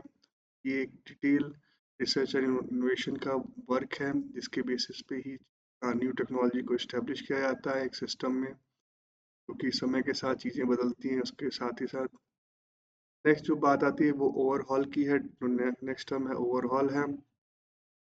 ओवरहॉल की मतलब ये है, जो मेंटेनेंस की हमने बात की थी रिटेन और रिस्टोर करने की, ओवरहॉल की जब भी बात करेंगे तो वहाँ पे प्रिवेंटिव मेंटेनेंस की बात करते हैं, जिससे कि जो परफॉर्मेंस लेवल है किसी प्रोडक्ट का, सर्विसेज का, वो एडिक्वेटली मेंटेन करें जब भी उसकी ज़रूरत पड़ती है उससे पहले। तो ये एक प्री प्लान्ड मैनर में होता है ओवरहॉलिंग, या प्रिस्क्राइब इंटरवल में होता है, और डिफरेंट टाइप्स के जो रिक्वायरमेंट है ओवरहॉलिंग के रिस्पेक्ट में, उसे हमें एक प्रोसीजर के थ्रू डेवलप करना होता है। ठीक है। और ओवरहॉलिंग में डिसमेंटलिंग भी है, स्टैंडर्ड कुछ नोट में बताता है कि इसमें पार्शियल डिसमेंटलिंग भी हो सकता है या फिर कंप्लीट डिसमेंटलिंग हो सकती है, का ध्यान रखना है। और इसमें स्टैंडर्ड का रेफरेंस है EN 13306 का। नेक्स्ट जो बात आती है वो है प्रिवेंटिव मेंटेनेंस की। तो अभी हमने मेंटेनेंस भी डेवलप डिस्कस किया, ओवरहॉलिंग भी डिस्कस कर लिया, और अब यहाँ पे स्पेसिफिकली हम प्रिवेंटिव मेंटेनेंस की बात कर रहे हैं। प्रिवेंटिव मेंटेनेंस का मतलब ये है, उसको एक सेफर वे में जो भी हमारे रिसोर्सेज हैं उसको मेंटेन करना। इसमें हम उसका जो मिटिगेशन है, डिग्रेडेशन है, डिग्रेडेशन का मिटिगेशन, उसको हम मेंटेन कर सकें किस बेहतर तरीके से, या फिर कोई फेल्योर की प्रोबेबिलिटी है उसको हम रिड्यूस कर सकें। इस चीज़ का ध्यान रखते हैं जब भी हम प्रिवेंटिव मेंटेनेंस की बात करते हैं। ठीक है। तो ये आप समझ गए होंगे जो डिग्रेडेशन की बात है या फिर प्रोबेबिलिटी ऑफ फेल्योर की बात है उससे, कि यहाँ पे प्रिवेंटिव मेंटेनेंस के रिस्पेक्ट में क्या चीज़ें होनी चाहिए। नेक्स्ट जो टर्म है उसमें प्रोडक्शन की बात होती है। तो अभी मैंने लास्ट टाइम में प्रोडक्शन की बात की थी, लाइफ साइकिल कॉस्ट की, तो उसमें या फिर गेट में हमने बात करी थी। तो प्रोडक्शन को इस तरह से देखना है कि इंस्टॉलेशन अगर हो रहा है, कमीशनिंग हो रही है, ओवरहॉलिंग हो रही है, रिपेयर हो रहा है, तो प्रोडक्शन में काउंट होता है। और प्रोडक्शन जो प्रोसेस है वो एक बेसिकली रियलाइजेशन का मेथडोलॉजी है, जब आप रियलाइज करते हो एक प्रोडक्ट के डेवलपमेंट को। ठीक है। में आपकी सारी जो एक्टिविटीज़ होती हैं वो कंट्रोल्ड होती हैं, प्री डिसाइडेड होती है, उसका इवैल्यूएशन होता है, उसका गेट रिव्यू होता है, और उसके थ्रू आप एक प्रोडक्ट को बनाते हो, का इंस्टॉलेशन करते हो, कमीशनिंग करते हो, ओवरहॉलिंग करते हो और रिपेयर करते हो। प्रोडक्शन को इस तरह से समझना है। नेक्स्ट जो टर्म है वो है प्रोडक्ट लाइफ साइकिल का। अ, तो प्रोडक्ट लाइफ साइकिल में जो चीज़ें समझना है वो, जब हम प्रोडक्ट की बात करते हैं तो उसकी डिज़ाइन इन्वॉल्व होती है, मैन्युफैक्चरिंग इन्वॉल्व होती है, सर्विसेज इन्वॉल्व होते हैं, मेंटेनेंस इन्वॉल्व होता है, और डिस्पोजल इन्वॉल्व होता है। इन इन इन सारी चीज़ों को मिला के जो चीज़ें हमारी साइकिल है, वो जब हम ओवरऑल काउंट करते हैं तब हम बोलते हैं कि प्रोडक्ट की लाइफ साइकिल क्या है। ठीक है। तो ये चीज़ें हमें ध्यान रखनी है जब भी हम प्रोडक्ट लाइफ साइकिल की बात करें। इसके साथ ही प्रोडक्ट लाइफ साइकिल में इंसेप्शन की बात होती है। तो यहाँ पे ध्यान देना है, जब हम इनोवेटिव पॉइंट ऑफ व्यू से देखते हैं प्रोडक्ट लाइफ साइकिल को, तो जब पहली बार किसी प्रोडक्ट को लेके कोई कॉन्सेप्ट आइडिया आता है माइंड में, तो का जो वहाँ से हमें देखना है प्रोडक्ट की लाइफ साइकिल को, जिसमें डिज़ाइन या फिर मैन्युफैक्चरिंग या फिर उसका जो मेंटेनेंस है, का रिपेयर है, उन सारी चीज़ों को हम देखते हैं। तो ये बहुत इम्पोर्टेंट पॉइंट है समझना कि प्रोडक्ट की लाइफ साइकिल क्या है। और ये जो ओवरऑल टाइम है एंटायर लाइफ साइकिल का, वो हम डिफाइन करते हैं as a product life cycle. Next जो बात है वो है प्रोजेक्ट की। प्रोजेक्ट समझ सकते हो आप कि प्रोजेक्ट से कहते हैं, मतलब विथ रिस्पेक्ट टू रेलवे। हाँ, इसमें जो चीज़ें हैं कि जब हम कोई हमारे ऑब्जेक्टिव हैं उसको अचीव करने के लिए जो भी हम प्रोसेसेस को डेवलप करते हैं, तो जो ओवर कंबाइंड फॉर्म है उन प्रोसेसेस का, उसको हम प्रोजेक्ट कहते हैं। इसके अंदर जो चीज़ें होती हैं वो सारी एक तरह से क्लियर फॉर्म में रहती हैं, चाहे वो कॉस्ट को लेके हो, रिसोर्सेज को लेके हो, टाइम को लेके हो। हर चीज़ प्रॉपरली एक मैट्रिक्स के फॉर्म में, ऑब्जेक्टिव फॉर्म में टेक केयर की जाती हैं, स्टार्ट टू फिनिश। और सारी चीज़ें कोऑर्डिनेटेड वे में आगे चलती हैं जो हमें ऑब्जेक्टिव अचीव करना है प्रोजेक्ट के रिस्पेक्ट में। साथ ही साथ स्टैंडर्ड में कुछ और डिफिनीशन है प्रोजेक्ट के रिस्पेक्ट में कि प्रोजेक्ट के अंदर लेयर्ड प्रोसेसेस हो सकती हैं लार्जर प्रोजेक्ट प्रोजेक्ट की जब हम बात करते हैं। और इसके नेक्स्ट जो बात आती है प्रोजेक्ट को लेके कि प्रोजेक्ट के अंदर कुछ चीज़ें हमेशा मतलब एट अ टाइम मतलब रिव्यू की रहती हैं, हर चीज़ें क्लियर नहीं कर सकते हैं प्रोजेक्ट में। हमारा यहाँ पे प्रोजेक्ट को हम अकाउंटेबल बनाने की कोशिश करते हैं, जो भी उसके अंदर एक्टिविटीज़ हैं, फंक्शंस हैं, स्टेजेस हैं, स्टेप्स हैं, किसी भी चीज़ को लेके वो हर चीज़ अकाउंटेबल मैनर में एड्रेस की जाती हैं, जिससे कि हम जो टाइम है, कॉस्ट है, रिसोर्सेज हैं, उसकी एडिक्वेसी, उसके जो अननेसेसरी यूज़ है उसको बचा सकें या फिर अननेसेसरी इस तरह का इन्वॉल्वमेंट है उसको बचा सकें। लेकिन साथ ही साथ ये ध्यान रखना होता है प्रोजेक्ट में कि कुछ चीज़ें इवैल्यूएट होती हैं जब हम प्रोजेक्ट में आगे चलते हैं, तो हमें एक डिसीजन मेकिंग करनी पड़ती है टाइम टू टाइम। तो प्रोजेक्ट का रिव्यू बहुत इंपॉर्टेंट हो जाता है। तो इन सब चीज़ों का हमें ध्यान रखना है प्रोजेक्ट के रिस्पेक्ट में जब हम बात करें। नेक्स्ट चलते हैं प्रोजेक्ट कोर टीम की बात है एज अ टर्म। तो डिफरेंट फंक्शंस होते हैं एक प्रोजेक्ट के अंदर। तो जो डिफरेंट फंक्शंस हैं उस पे किसको हमने डेजिग्नेट किया रिस्पॉन्सिबिलिटी, जो कि सपोर्ट करते हैं, जो प्रोजेक्ट मैनेजर हैं, जो लीड कर रहा है प्रोजेक्ट को, कंट्रोल कर रहा है प्रोजेक्ट को, उसको। तो ये जो टीम होती है जिसमें नंबर ऑफ पर्सन्स इन्वॉल्व होते हैं फंक्शंस को लेके, एक्टिविटीज़ को लेके, जो कि प्रोजेक्ट मैनेजर के साथ वर्क करते हैं, उसको सपोर्ट करते हैं। तो इसको हम प्रोजेक्ट को टीम कहते हैं। नेक्स्ट जो टर्म है वो है प्रोजेक्ट मैनेजमेंट। तो प्रोजेक्ट मैनेजमेंट में planning, organising, monitoring, controlling and reporting है, जो कि ज़रूरी है प्रोजेक्ट को लेके, जिससे कि हमें एक मोटिवेशन मिल सके। जो हमारा कंस्ट्रेंट है टाइम का, कॉस्ट का, रिसोर्सेज का, और जो प्रोजेक्ट के ऑब्जेक्टिव्स हैं उसको हम अचीव कर सकें। नेक्स्ट जो टर्म है वो है प्रोजेक्ट मैनेजमेंट प्लान। इसके अंदर डॉक्यूमेंट की बात कहता है स्टैंडर्ड कि हम जो इस डॉक्यूमेंट में प्रोजेक्ट प्लान मैनेजमेंट प्लान के अंदर जो नेसेसिटी है डिफरेंट फंक्शंस को लेके, एक्टिविटी को लेके, ऑब्जेक्टिव को लेके, टाइम को लेके, कॉस्ट को लेके, सोर्सेस को लेके, वो सारी चीज़ें इवेलुएट करते हैं, मेंशन करते हैं, डॉक्यूमेंट करते हैं, जिससे कि हमारा जो प्रोजेक्ट है उसकी जो ऑब्जेक्टिव है, उसकी जो नेसेसिटी है वो हम फुलफिल कर सकें। साथ ही साथ यहाँ पे स्टैंडर्ड प्रोजेक्ट मैनेजमेंट प्लान के रिस्पेक्ट में प्रोजेक्ट क्वालिटी प्लान की बात कहता है कि प्रोजेक्ट मैनेजमेंट प्लान को जब हम देखेंगे उसमें हमारे पास एक प्रोजेक्ट क्वालिटी प्लान होना चाहिए, जिससे कि हम चीज़ों को कंपेयर कर सकें एक आइडियलिस्टिक वे में, ऑब्जेक्टिव के रिस्पेक्ट में लेके जाएं और चीज़ों को फर्दर इवेलुएट कर सके, रिव्यू कर सके और डिसीजन मेकिंग कर सके, कि जिससे हमारा प्रोजेक्ट ज़्यादा एफिशिएंट बने, ऑप्टिमल बने, इफेक्टिव बने। तो इन चीज़ों का ध्यान रखना है। नेक्स्ट जो टर्म है वो है प्रोजेक्ट ऑर्गेनाइजेशन। तो प्रोजेक्ट ऑर्गेनाइजेशन की बात इस तरह से होती है कि कोई पर्टिकुलर वर्क है के थ्रू हमने कुछ ऑब्जेक्टिव्स डिसाइड किए हैं, तो वो पर्टिकुलर प्रोजेक्ट एक ऑर्गेनाइजेशन उसको एक्सिक्यूट करती है। वो टेम्पोररी स्ट्रक्चर फॉर्म में हो सकती है, उसमें जो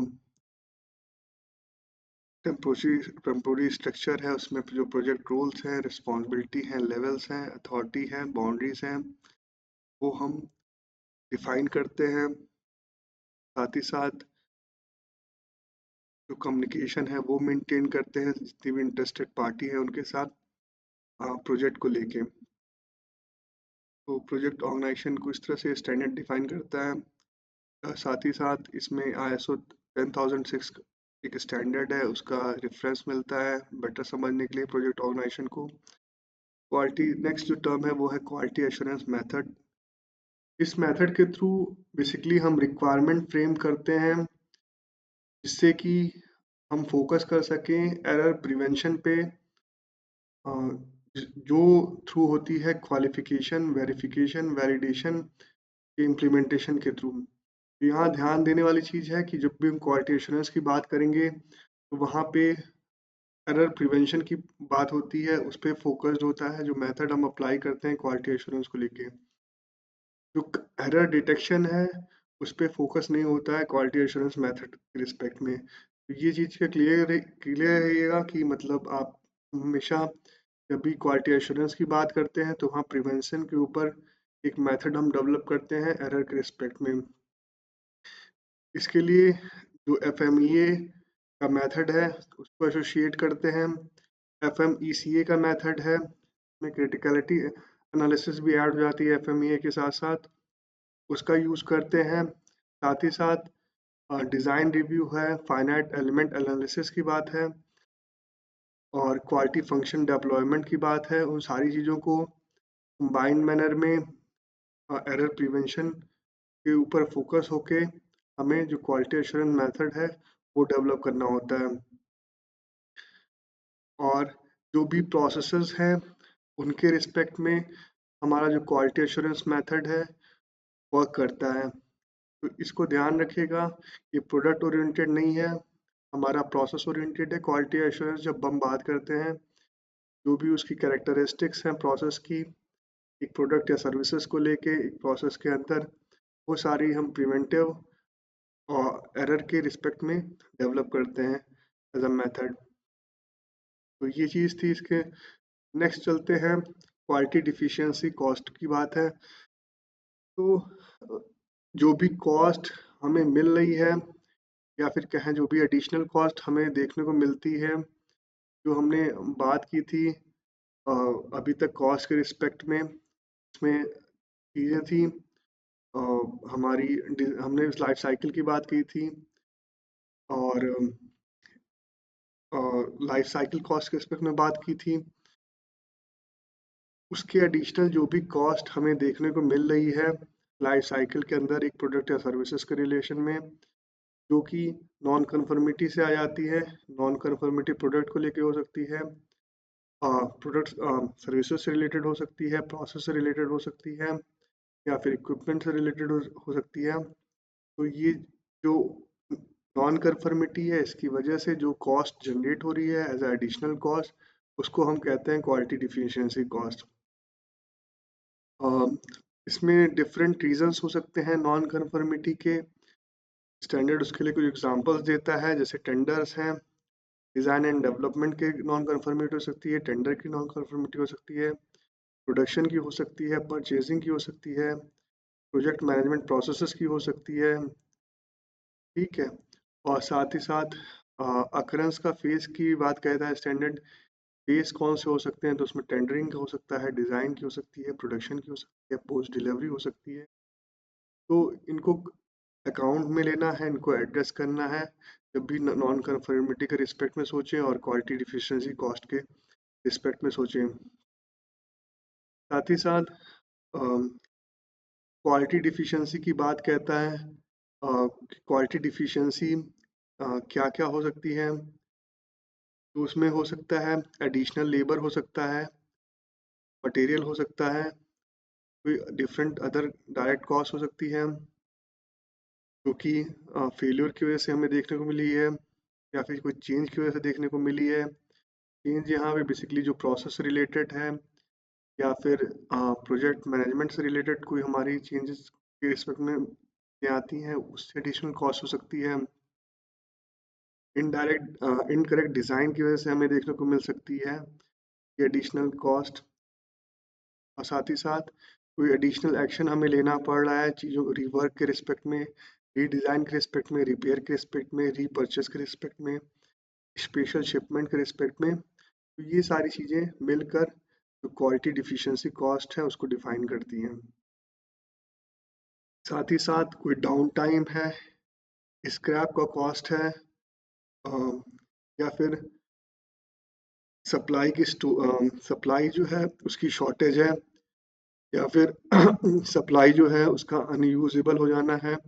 तो ये सारी चीज़ें भी हमारी जो क्वालिटी डिफिशिएंसी कॉस्ट में एड ऑन का काम करती है।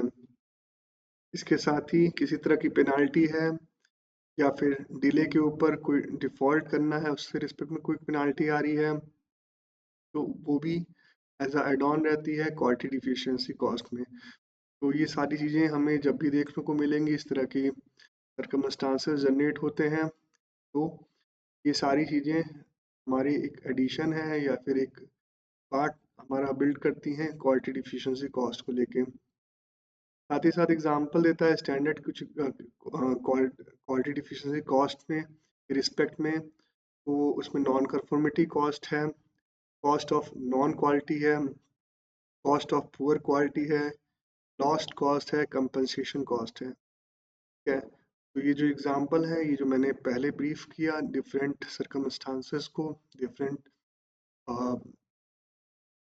डिफिशिएंसीज को, उनके थ्रू आपको ये क्लियर हो जाएगा। नेक्स्ट कीवर्ड पे चलते हैं। नेक्स्ट कीवर्ड जो है वो है प्रोजेक्ट क्वालिटी प्लान। तो प्रोजेक्ट क्वालिटी प्लान हमने डिस्कस किया था प्रोजेक्ट प्लान के रिस्पेक्ट में, तो वहाँ पे डिस्क्राइब किया था कि जो प्रोजेक्ट प्लान होना चाहिए वो एक प्रोजेक्ट क्वालिटी प्लान होना चाहिए। जब हम प्रोजेक्ट को के लिए एक प्लान बनाते हैं, तो वहाँ पे सारी चीज़ें एक डिफरेंशिएट मैनर में, क्लैरिटी के साथ, जो भी हमारे ऑब्जेक्टिव्स हैं प्रोजेक्ट को लेके, उसको फुलफिल करने के लिए सब चीज़ें टारगेटेड वे में डिफाइन करते हैं, जिससे हमारा प्रोजेक्ट एफिशिएंट बने, ऑप्टिमल बने एग्जीक्यूशन के लिए। साथ ही साथ वो ऑप्टिमल हो टाइम के रिस्पेक्ट में, कॉस्ट के रिस्पेक्ट में और रिसोर्सेज के रिस्पेक्ट में। तो उसी के एड ऑन में यहाँ पे प्रोजेक्ट क्वालिटी प्लान एक टर्म है जो एज अ टर्म दिया है स्टैंडर्ड में, उसको उसकी डिफिनीशन क्या है। इसके अंदर जो पहली बात है वो स्पेसिफिकेशन की बात है कि जब भी हम प्रोजेक्ट क्वालिटी प्लान की बात करेंगे तो जो भी सेक्शन है उसके अंदर वो स्पेसिफाई होने चाहिए, रिस्पॉन्सिबिलिटी और जो रिसोर्सेस एसोसिएटेड है वो क्लियर होने चाहिए। तो जो भी स्पेसिफिकेशन है उसमें क्लैरिटी होनी चाहिए इन डेप्थ मैनर में, तभी जाके हम उसको डिक्लेयर कर सकते हैं प्रोजेक्ट क्वालिटी प्लान। ठीक है,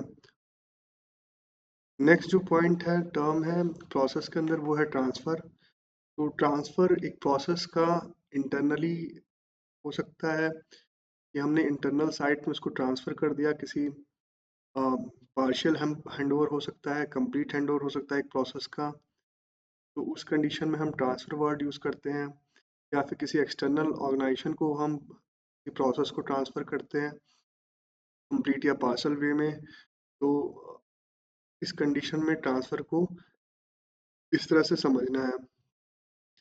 यहाँ तक हमारी प्रोसेस की बात थी जो हमने डिस्कस की। अब हम नेक्स्ट जो चलते हैं रिक्वायरमेंट्स पे। रिक्वायरमेंट्स के अंदर जो टर्म्स हैं वो इस ब्रैकेट में दिए हुए हैं, आप देख सकते हो, और यहाँ तक हैं। तो इनको वन बाय वन रिक्वायरमेंट्स के जो टर्म्स हैं वो डिस्कस करते हैं। तो पहली बात है अवेलेबिलिटी की। तो पहला टर्म जो है अवेलेबिलिटी, इसके अंदर मतलब ये एक कंडीशन है जब हम प्रोजेक्ट के पॉइंट ऑफ व्यू से देखते हैं, प्रोसेस के पॉइंट ऑफ व्यू से देखते हैं, सिस्टम के पॉइंट ऑफ व्यू से देखते हैं, तो जो भी रिसोर्सेज की नीड है वो रिसोर्स एक अवेलेबल कंडीशन में होने का मतलब ये होता है कि वो एक इस ऐसे स्टेट में है जो उसके इंटेंडेड यूज़ है, परफॉर्मेंस रिक्वायरमेंट है उस टाइम पे, अ, या फिर ओवर द टाइम जो उसकी रिक्वायरमेंट है वो फुलफिल करता हो, या फिर उसके लिए वो रेडी रहे। उस कंडीशन में हम कहते हैं कि जो रिसोर्सेज की अवेलेबिलिटी है वो सही है। तो ये चीज़ें हैं अवेलेबिलिटी के रिस्पेक्ट में। सेकंड जो बात है इसमें टर्म वो है फंक्शनल रिक्वायरमेंट। तो जब हम फंक्शन की बात करेंगे तो उसमें हमें स्पेसिफाई करना होता है कि जो एक प्रोडक्ट या सर्विस के परफॉर्मेंस रिलेटेड रिक्वायरमेंट्स हैं वो हम बोलेंगे फंक्शनल रिक्वायरमेंट। ठीक है, तो जो भी परफॉर्मेंस की नीड है प्रोडक्ट या सर्विसेज को, वो as a functional requirement count होती है। इसके लिए एग्जांपल के तरह हम समझ सकते हैं कि कोई इक्विपमेंट है आपका इलेक्ट्रिकल जो पर्टिकुलर फंक्शन परफॉर्म करता है, उसके लिए एज अ फंक्शनल रिक्वायरमेंट आपको इलेक्ट्रिसिटी सप्लाई चाहिए। या फिर आपको इंटरनेट की सप्लाई की रिक्वायरमेंट हो सकती है। तो ये एक फंक्शनल रिक्वायरमेंट है कि इस पर्टिकुलर मशीन को या सिस्टम को जो उसकी फंक्शनैलिटी है वो डिलीवर करने के लिए। तो इस तरह से हमें फंक्शनल रिक्वायरमेंट जो है समझनी है। नेक्स्ट जो टर्म है वो है इंटीग्रेशन रिक्वायरमेंट।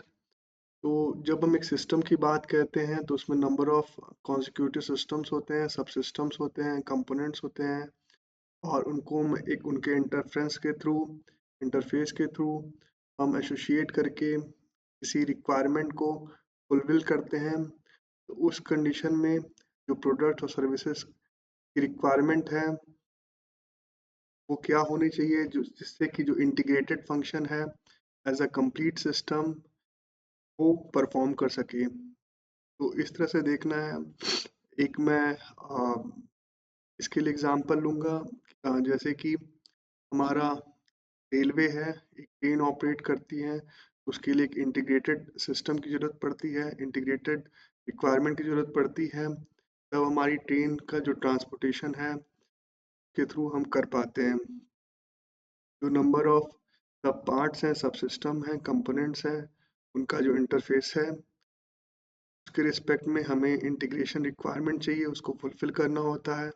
तब हमारी जो एक रेल है, रेलवे की ट्रेन है, वो सेफली और जो उसकी क्वालिटी है को मेंटेन करते हुए अपना जो इंटेंडेड यूज़ है उसको फुलफिल कर पाती है। नेक्स्ट चलते हैं टर्म पे। ये है मेंटेनेबिलिटी की बात है यहाँ पे। तो जो हमने इंटीग्रेटेड रिक्वायरमेंट समझा, फंक्शनल रिक्वायरमेंट समझा, उसी के एडिशन में यहाँ पे मेंटेनेबिलिटी को समझना है कि जो भी हमारे प्रोडक्ट हैं, सर्विसेज हैं, जो कि सिस्टम में कंबाइंड वे में, इंटीग्रेटेड वे में हम उनसे यूज़ लेने वाले हैं, तो उनको जो उनकी अवेलेबल कंडीशन है, जो हमने अवेलेबिलिटी में बात की थी, उनकी उनकी रेडीनेस की परफॉर्मेंस कैरेक्टरिस्टिक्स एडिक्वेट होना, उसको रिटेन करने के लिए, रिस्टोर करने के लिए क्या रिसोर्सेज चाहिए, क्या प्रोसीजर होना चाहिए, और हम एज अ कैरेक्टरिस्टिक्स इसको देखते हैं जब भी हम किसी प्रोडक्ट या सर्विसेज की बात करते हैं कि उसकी मेंटेनेबिलिटी कैसी है। ठीक है, तो ये समझ में आया होगा। तो इसको कंबाइंड मैनर में देखना है मेंटेनेबिलिटी को। इसमें हमें अवेलेबिलिटी को इंश्योर करना है किसी प्रोडक्ट्स एंड सर्विसेज के रिस्पेक्ट में। उसकी जो फंक्शनल रिक्वायरमेंट है वो फुलफिल होनी चाहिए, इंटीग्रेशन रिक्वायरमेंट है वो फुलफिल होनी चाहिए, और इन सब चीज़ों के लिए जो रेडीनेस है उसके लिए हमारे पास मेंटेनेबिलिटी में रिसोर्सेज और प्रोसीजर होना चाहिए। नेक्स्ट जो टर्म है वो है नॉन फंक्शनल रिक्वायरमेंट। तो इसको इस तरह से समझना है, जो डायरेक्टली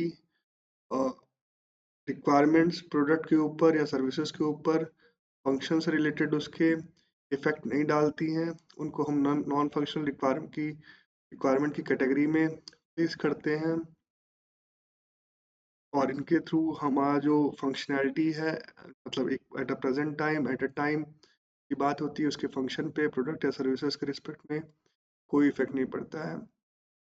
तो नॉन फंक्शनल रिक्वायरमेंट का लॉन्ग टर्म में जो परफॉर्मेंस रिक्वायरमेंट है उसके ऊपर असर पड़ सकता है, इंटीग्रेशन रिक्वायरमेंट है उसके ऊपर असर पड़ सकता है।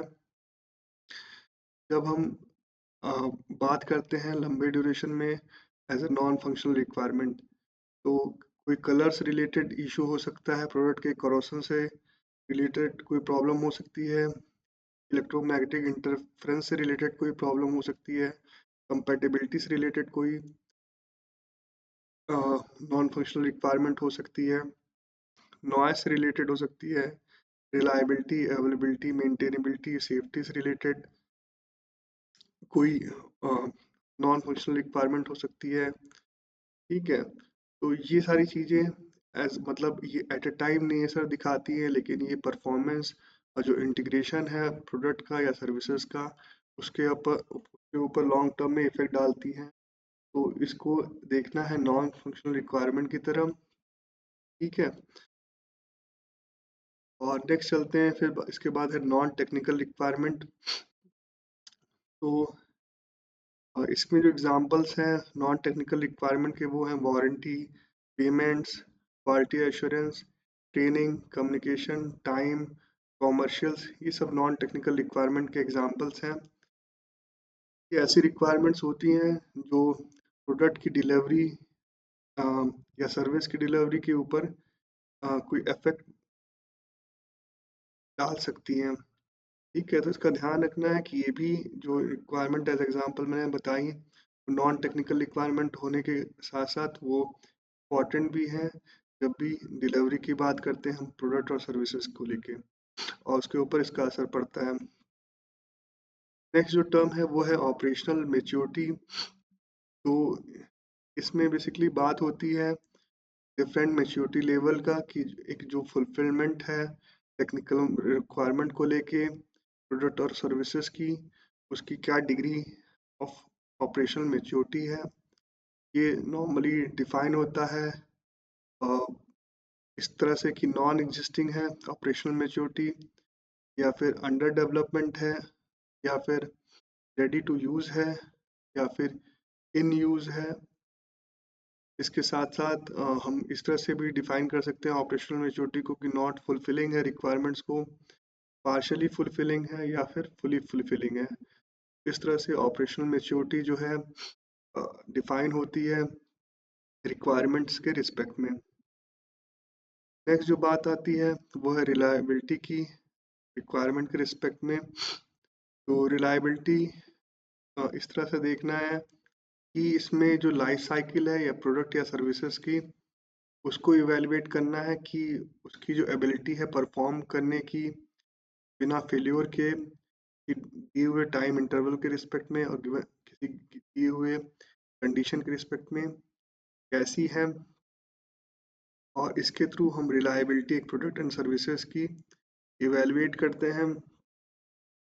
इसके लिए बेंचमार्किंग होना बहुत ज़रूरी है कि कंपैरिजन के लिए डिफरेंट कैटेगरी के प्रोडक्ट्स हो सकते हैं सिमिलर, जो उनका इंटेंडेड यूज़ है उसके रिस्पेक्ट में, वहाँ से एक दूसरे को हम कंपेयर कर सकें और बोल सकें कि जो ए प्रोडक्ट है वो बी प्रोडक्ट से ज़्यादा रिलायबल है, तो उसकी लाइफ साइकिल के इम्पॉर्टेंट फेसेस हैं, उसको हमने कंपेयर किया है रिलायबिलिटी के पॉइंट ऑफ व्यू से, और उसके बेसिस पे हम फोरकास्ट कर सकते हैं रिलायबिलिटी को। तो ये चीज़ें हैं। साथ ही साथ अ, जब हम कंपेयर करते हैं रिलायबिलिटी को, तो उसमें नंबर ऑफ साइकिल्स का यूज़ कर सकते हैं, नंबर ऑफ रनिंग आवर्स का यूज़ कर सकते हैं, नंबर ऑफ किलोमीटर्स का यूज़ कर सकते हैं। इस पे हम जो रिलायबिलिटी है उसको कंपेयर करते हैं प्रोडक्ट या सर्विसेज को रिस्पेक्ट में। और साथ ही साथ इसमें जो मेंटेनेंस एक्शंस हैं, ऑपरेशनल मोड्स हैं, कंडीशंस हैं प्रोडक्ट या सर्विसेज से रिलेटेड, उनको भी हमें रिलायबिलिटी पॉइंट ऑफ व्यू से कंपेयर करना होता है। तो यहाँ लाइफ साइकिल के रिस्पेक्ट में आपको हमेशा रिलायबिलिटी को देखना है एक प्रोडक्ट या सर्विसेज को कंपेयर करते हुए। नेक्स्ट जो टर्म है वो है टेक्निकल रिक्वायरमेंट। इसके अंदर बेसिकली बात होती है फीचर जो कि प्रोडक्ट और सर्विसेज की है। जब हम टेक्निकल रिक्वायरमेंट की बात करेंगे तो वो डिफाइन करेगा फीचर्स क्या है एक प्रोडक्ट या सर्विसेज को लेके। ये जो टेक्निकल रिक्वायरमेंट होगी वो फंक्शनल भी हो सकती है और नॉन फंक्शनल भी हो सकते हैं। इसके साथ ही एनेक्चर बी है एक, हम जब लास्ट में ट्रेनिंग में पहुंचेंगे तो वहाँ पे डिस्कस करेंगे टेक्निकल रिक्वायरमेंट्स को, वहाँ पे ज़्यादा क्लैरिटी मिलेगी टेक्निकल रिक्वायरमेंट्स क्या चीज़ें होती हैं स्पेसिफिकली। यहाँ पे आपको ये समझना है जब भी हम प्रोडक्ट एंड सर्विसेज की बात करते हैं तो जो भी फंक्शनल और नॉन फंक्शनल रिक्वायरमेंट्स हैं उनको हम टेक्निकल रिक्वायरमेंट कहते हैं, और ये फीचर को बताती है एक प्रोडक्ट या सर्विसेज से रिलेटेड। नेक्स्ट जो बात आती है वैलिडेशन की। तो जब भी हम चीज़ों को कंफर्म करते हैं कि प्रोडक्ट या सर्विसेज का जो इंटेंडेड यूज़ है, एप्लीकेशन है, तो वहाँ पे वैलिडेशन की मेथडोलॉजी यूज़ होती है। उसके लिए हमारे पास ऑब्जेक्टिव एविडेंस होने चाहिए जिसके थ्रू हम कंफर्म कर सकें कि वैलिडेशन की जो चीज़ का भी वैलिडेशन कर रहे हैं रिक्वायरमेंट के रिस्पेक्ट में वो फुलफिल करता है कि नहीं करता है। सेकंड जो बात आती है नेक्स्ट है इसमें वेरिफिकेशन की।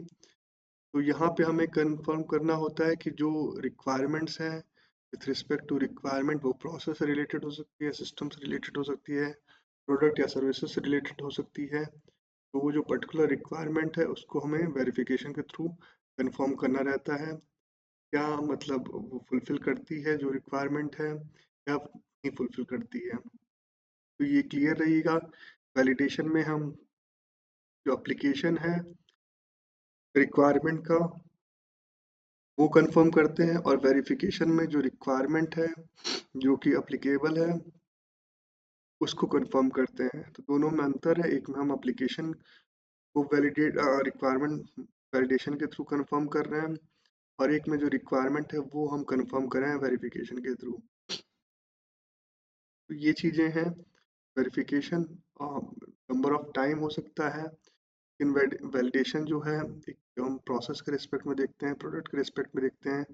तो सिंगल टाइम में हम देखते हैं एट द एक फेस में, जब हम जो गेट की जो बात की थी वहाँ पे देखते हैं। तो ये हमारी जो एप्लीकेशन है उस आर्टिकल का, वो हम इंश्योर करते हैं कि नेक्स्ट फेस में जाने लायक है कि नहीं, जो उसका एप्लीकेशन है वो फुलफिल करेगा कि नहीं करेगा।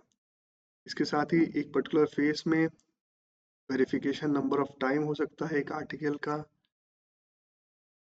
to check the confirm the requirements applicable to the that particular phase। तो इसके लिए क्लियर रहेगा वैलिडेशन और वेरिफिकेशन के रिस्पेक्ट में। तो यहाँ तक हमारी रिक्वायरमेंट के अंदर बात थी, जो टर्म्स थे हमने डिस्कस कर लिए वेरिफिकेशन तक। अब इसके आगे चलते हैं प्रोडक्ट एंड टूल्स के अंदर। तो यहाँ पे प्रोडक्ट एंड टूल्स की बात है, तो पहला जो टर्म इसमें है कंपोनेंट। तो कंपोनेंट की डिफिनीशन इस तरह से है कि इसको ऑर्गेनाइजेशन लेवल पे देखना होता है। मतलब जब आप फॉर एग्जांपल एक प्रोडक्ट, आप मोटर ले सकते हो, आप सप्लाई करते हो अपने कस्टमर को, उस मोटर का आप वो यूज़ करके डिफरेंट एप्लीकेशन के रिस्पेक्ट में या फिर इंटीग्रेशन के रिस्पेक्ट में आपका कस्टमर यूटिलाइज करता है उस मोटर को। तो अगर वो मोटर डिसेंबल कर दिया जाए कम्प्लीटली कंपोनेंट फॉर्म में, तो वो मतलब एक तरह से डिस्ट्रॉयड हो जाएगा जो ऑर्गेनाइजेशन आपका कस्टमर है उसके लिए। लेकिन जब वही मोटर आप डिसेंबल करोगे, आपने जो मोटर बनाई है, तो उसके कंपोनेंट्स, आप कह सकते हो कि कंपोनेंट्स की जानकारी है हमें, लेकिन जो मोटर था वो इंटीग्रेशन वाइज आपके कस्टमर के लिए एज अ कंपोनेंट है। तो यहाँ पे क्लियर रहेगा जो आपका कस्टमर है उसके लिए वो मोटर ही कंपोनेंट थी, कि वो उसको इंटीग्रेट करा था अपनी एप्लीकेशन के रिस्पेक्ट में, अपने फाइनल असेंबली में। लेकिन अ, वहाँ पे उसके लिए वो कंपोनेंट था आपके कस्टमर के लिए। लेकिन अगर आप मोटर बना रहे हो तो मोटर के जो सब पार्ट्स हैं वो आपके लिए कंपोनेंट होंगे। इस तरह से समझना है ऑर्गेनाइजेशन के रिस्पेक्ट में, उसके ऑर्गेनाइजेशन के यूज़ के ऊपर जो कंपोनेंट की डिफिनीशन है वो डिपेंड करती है। तो इसके बाद नेक्स्ट टर्म पे चलते हैं, कंसाइनमेंट स्टॉक की बात होती है इसमें। तो इसमें इन्वेंट्री की बात होती है, जिसमें ये इन्वेंट्री जो है, आप मान लीजिए सप्लायर हैं तो आप इसको बना के रखते हैं या फिर आप एज इन्वेंट्री मेंटेन करते हो इसे कंसाइनमेंट स्टॉक के रिस्पेक्ट में, जो कि आप आपका बायर, आप जिसको सप्लाई करने जा रहे हो, वो यूज़ कर सकता है, उसको होल्ड करके रखता है जिससे कि वो इंश्योर कर सके अवेलेबिलिटी का। इसलिए ठीक है, तो ये बेस्ड हो तो business relation, business need depend करता है, जो कंसाइनमेंट स्टॉक कितनी रिक्वायर्ड है वो कस्टमर आपको बेसिकली एक एग्रीड टर्म के थ्रू आपके ऊपर रिक्वायरमेंट देता है कि आपको कंसाइनमेंट स्टॉक मिनिमम इतना मेंटेन करना है, जिससे कि हम इंश्योर रखें अवेलेबिलिटी को लेके किसी पर्टिकुलर रिसोर्स के रिस्पेक्ट में। नेक्स्ट जो टर्म है वो डिलीवरेबल है। ये बेसिकली स्कोप ऑफ सप्लाई से रिलेटेड है। जब हम डिलीवरेबल की बात करते हैं, जो डिफाइंड रिक्वायरमेंट्स हैं, बेसिकली जब एग्रीमेंट होता है टेंडरिंग के थ्रू, तो उसमें हम देखते हैं स्कोप ऑफ सप्लाई में क्या क्या चीज़ें हैं, तो उसका आउटपुट जो है वो इंश्योर करते हैं डिलीवरेबल के थ्रू। इसमें जो चीज़ें हो सकती हैं वो प्रोडक्ट हो सकता है, सर्विसेज हो सकती हैं, यूजर मैनुअल हो सकता है, ट्रेनिंग मैनुअल हो सकता है, मेंटेनेंस मैनुअल हो सकता है, टेस्ट रिपोर्ट हो सकती हैं, टेस्ट इक्विपमेंट हो सकते हैं, ट्रेनिंग हो सकती है, स्पेयर एंड सपोर्ट पार्ट हो सकते हैं। तो ये सारी चीज़ें स्कोप ऑफ सप्लाई से रिलेटेड है, to agreement between two parties. तो इस तरह से डिलीवरेबल को देखना है। नेक्स्ट जो बात आती है प्रोडक्ट एंड टूल्स के रिस्पेक्ट में, वो 8D की बात आती है, 8 डिसिप्लिन की बात आती है। तो बेसिकली ये जो मेथोडोलॉजी है प्रॉब्लम सॉल्विंग के रिस्पेक्ट में है 8D। इसके लिए आप डिटेल मैनर जो ISO 9004 है, अगर उसको आपने समझ लिया है, मेरी ट्रेनिंग आप उसकी देख सकते हो, तो वो सेम है 8D और ISO 9004।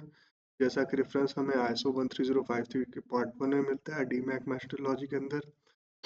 तो उसको जो फॉलो कर लोगे तो आप बेसिकली जो प्रॉब्लम को सॉल्व करने की चीज़ें हैं वो कर सकते हो। में सीक्वेंस ऑफ स्टेप्स क्या होंगे जिससे कि आप प्रॉब्लम को रिजॉल्व कर सको, जो कि प्रोडक्ट या सर्विसेज या प्रोसेस से रिलेटेड हो सकती है।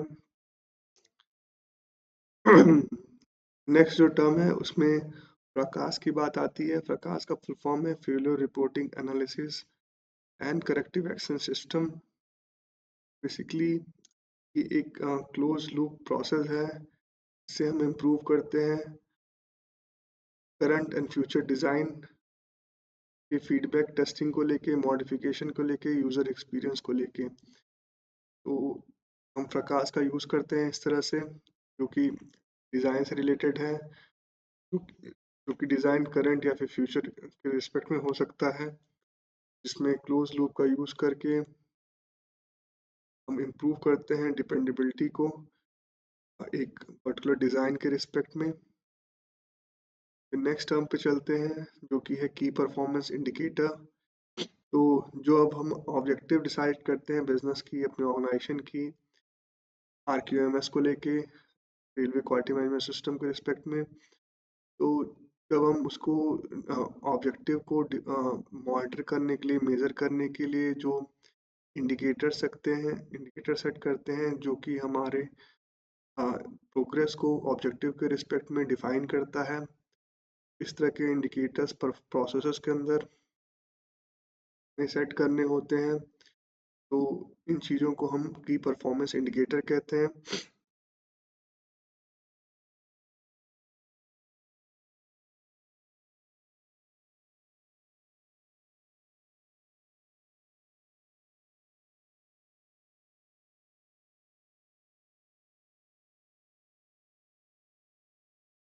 नेक्स्ट जो टर्म है वो है परफॉर्मेंस इंडिकेटर, जिसको हम PI से डिनोट करते हैं। KPI हमारा की परफॉर्मेंस इंडिकेटर था। PI बेसिकली KPI का ही एक और डिफ्रेंशिएटेड फॉर्म है, और मतलब ब्रॉड फॉर्म है KPI का, जिसे हम एक प्रोसेस की जो इफेक्टिवनेस है, इफिशिएंसी है, उसको डिफाइन करते हैं, इंडिकेशन लेते हैं उससे थ्रू मेजरमेंट एंड कंट्रोलिंग। साथ ही साथ जो ये परफॉर्मेंस इंडिकेटर है वो प्रोसेस तक लिमिटेड नहीं है, ठीक है। उसमें different activities, different cultural point of view से हमारे जो इंडिकेटर्स हैं वो हम as a performance indicator evaluate करते हैं। तो ये ध्यान रखिएगा कि परफॉर्मेंस इंडिकेटर जो है उसमें क्या चीज़ें हैं और परफॉर्मेंस इंडिकेटर में क्या चीज़ें मैंने बताई। नेक्स्ट जो टर्म है वो है पोका योग। ये बेसिकली एक मेथड है जिसके थ्रू हम ये प्रिवेंट करते हैं कि किसी तरह का जो चेंज है टेक्निक को लेके, डिज़ाइन को लेके, वो अनप्लान्ड ना हो, अनवांटेड ना हो चेंज सिस्टम में, और किसी तरह का उसकी वजह से एरर ना आए फर्दर, या फिर नेगेटिव इम्पैक्ट सिस्टम के ऊपर ना पड़े। इसमें बेसिकली ISO 13053-2 स्टैंडर्ड है जिसमें टेक्निक्स हैं सिक्स सिग्मा की, उसका रेफरेंस मिलता है, स्टैंडर्ड देता है। और इसका पार्ट 1 का ट्रेनिंग वीडियो डीमैक मेथोडोलॉजी का मेरा अवेलेबल है यूट्यूब चैनल पे, आप देख सकते हो। ठीक है, क्योंकि सिक्स सिग्मा का बहुत इम्पोर्टेंट यूटिलाइजेशन है जब हम रेलवे क्वालिटी मैनेजमेंट सिस्टम की बात करते हैं। सेफ्टी और reliability quality point of view से जब चीज़ें यहाँ पे इवेल्युएट होती हैं तो उसके रिस्पेक्ट में सेकंड नेक्स्ट जो टर्म है वो है प्रोडक्शन इक्विपमेंट। तो जो भी टूल या फिर डिवाइस यूज होते हैं प्रोडक्ट को बनाने में या सर्विस को प्रोवाइड करने में, वो हमें प्रोडक्शन इक्विपमेंट की तरह काउंट करना है। इसके अंदर मशीनरीज हो सकती हैं, टूल्स हो सकते हैं, जिग्स हो सकते हैं, फिक्चर्स हो सकते हैं, टेम्पलेट्स हो सकते हैं, टेक्सचर्स हो सकते हैं, टेस्ट बेंचेस हो सकते हैं, सॉफ्टवेयर्स हो सकते हैं, और भी प्रोडक्शन टूल हो सकते हैं। इसके साथ ही साथ एग्जाम्पल नोट में एक चीज़ मेंशन करता है स्टैंडर्ड। जो हैंड क्राफ्ट इक्विपमेंट है, मतलब हैंड क्राफ्ट मतलब ये है जो हैंड क्राफ्टेड इक्विपमेंट है, जैसे कि हैमर है, स्क्रू ड्राइवर है, को कंसीडर नहीं करना है एज अ प्रोडक्शन इक्विपमेंट। ठीक है, नेक्स्ट चलते हैं टर्म पे, वो है सेल्फ लाइफ कंट्रोल। ये टर्म जो है वो इन्वेंट्री के रिस्पेक्ट में यूज आता है। इसमें हम इन्वेंट्री की सेल्फ लाइफ को टेक्निक के थ्रू इंश्योर करते हैं कि जो उसकी डिग्रेडेशन है, ओवर एजिंग है, अनसर्विसेबल उसकी कंडीशन है, ओरिजिनल मैन्युफैक्चरिंग के रिस्पेक्ट में वो हम मेंटेन कर सकें, जिससे कि अवेलेबिलिटी जो हमने डिस्कस किया है टर्म वो मेंटेन हो सके। इसके लिए first in first out technique हम यूज़ करते हैं सेल्फ लाइफ कंट्रोल के लिए। साथ ही साथ जो मॉनिटरिंग है सेल्फ लाइफ की वो भी करते हैं, जिससे कि जो भी हमारी इन्वेंट्री है वो ओवर एज ना हो जाए या फिर उसको हम अनसर्विसेबल ना डिक्लेयर कर दें। के लिए हमें डिफरेंट टेक्निक करना होता है, मॉनिटरिंग करनी होती है, साथ ही साथ फर्स्ट इन फर्स्ट आउट की बात होती है फीफो से कि जो लास्ट आया है उसको पहले, मतलब फर्स्ट इन मतलब जो लास्ट इन हुआ है उसको हम फर्स्ट यूज़ करें, फिर उसके बाद जो आया उसको मतलब इस तरह से एक साइकिल मेंटेन करें। नेक्स्ट जो टर्म यूज़ होता है इसके टूल्स एंड प्रोडक्ट्स के अंदर, वो है सॉफ्टवेयर टूल की बात होती है। में कंप्यूटर प्रोग्राम हो सकते हैं, जैसे कि हम कोई फंक्शन उसका यूज़ करके सपोर्ट कर सकते हैं किसी प्रोसेस का एग्जीक्यूशन के लिए। तो ये है सॉफ्टवेयर टूल का जो डिफिनीशन है, डिस्क्रिप्शन है। सॉफ्टवेयर टूल में क्या क्या चीज़ें हो सकती हैं, जैसे सॉफ्टवेयर प्रोग्राम हो सकते हैं, डाटाबेस हो सकते हैं, कंप्यूटराइज स्प्रेडशीट हो सकती हैं, इलेक्ट्रॉनिक फाइल हो सकती हैं, वेब टूल्स हो सकते हैं जो कि मार्केट से या हमें ऑर्गेनाइजेशन के द्वारा डेवलप किए गए हों या फिर मार्केट से हमने खरीदे हों। ये हमारे सारे टर्म्स एंड डेफिनेशन थे जो कि एज अ सप्लीमेंट इस पर्टिकुलर स्टैंडर्ड में आईएसओ के 22163 के अंदर बताए गए हैं। इसके साथ ही साथ जो 9001 में टर्म्स एंड डेफिनेशंस हैं उसको हमें समझ लेना है अच्छे से। 9000 के अंदर जो आईएसओ 9000 है उसके अंदर भी बेसिक वोकेबलरी है, उसको अच्छे से समझ लेना है जब भी हम रेलवे क्वालिटी मैनेजमेंट सिस्टम के लिए जाएं। इसके बाद 3.2 क्लॉज है जो सप्लीमेंट है आईएसओ 22163 के अंदर। इसमें एब्रीविएशन जो यूज़ किए गए हैं तो मैंने जो लिया है वो वैसे ये मैंने आपको यहाँ पर दिख रहे होंगे, ये एब्रीविएशंस हैं जो कि इम्पोर्टेंट हैं जब हम आरक्यूएमएस के लिए जाते हैं। तो पहला इसमें जो है वो मैंने एफएमईए का मेंशन किया है जो कि failure mode and effect analysis है। फिर एफएमईसीए है, failure mode effect and criticality analysis है। प्रकाश हमने डिस्कस कर लिया, केपीआई हमने डिस्कस कर लिया था। एलसीसी है, लाइफ साइकिल कॉस्ट है। एलएलआरयू है, लोएस्ट लाइन रिप्लेसेबल यूनिट की बात है। पीआई हमने डिस्कस कर लिया था, रैम की बात है। RAM reliability, availability and maintainability की बात है। फिर रैम्स की बात है, इसमें reliability, availability, maintainability and safety की बात है। आरएफटी की नेक्स्ट एब्रिविएशन टर्म है जो कि राइट फर्स्ट टाइम उससे डिफाइन होता है।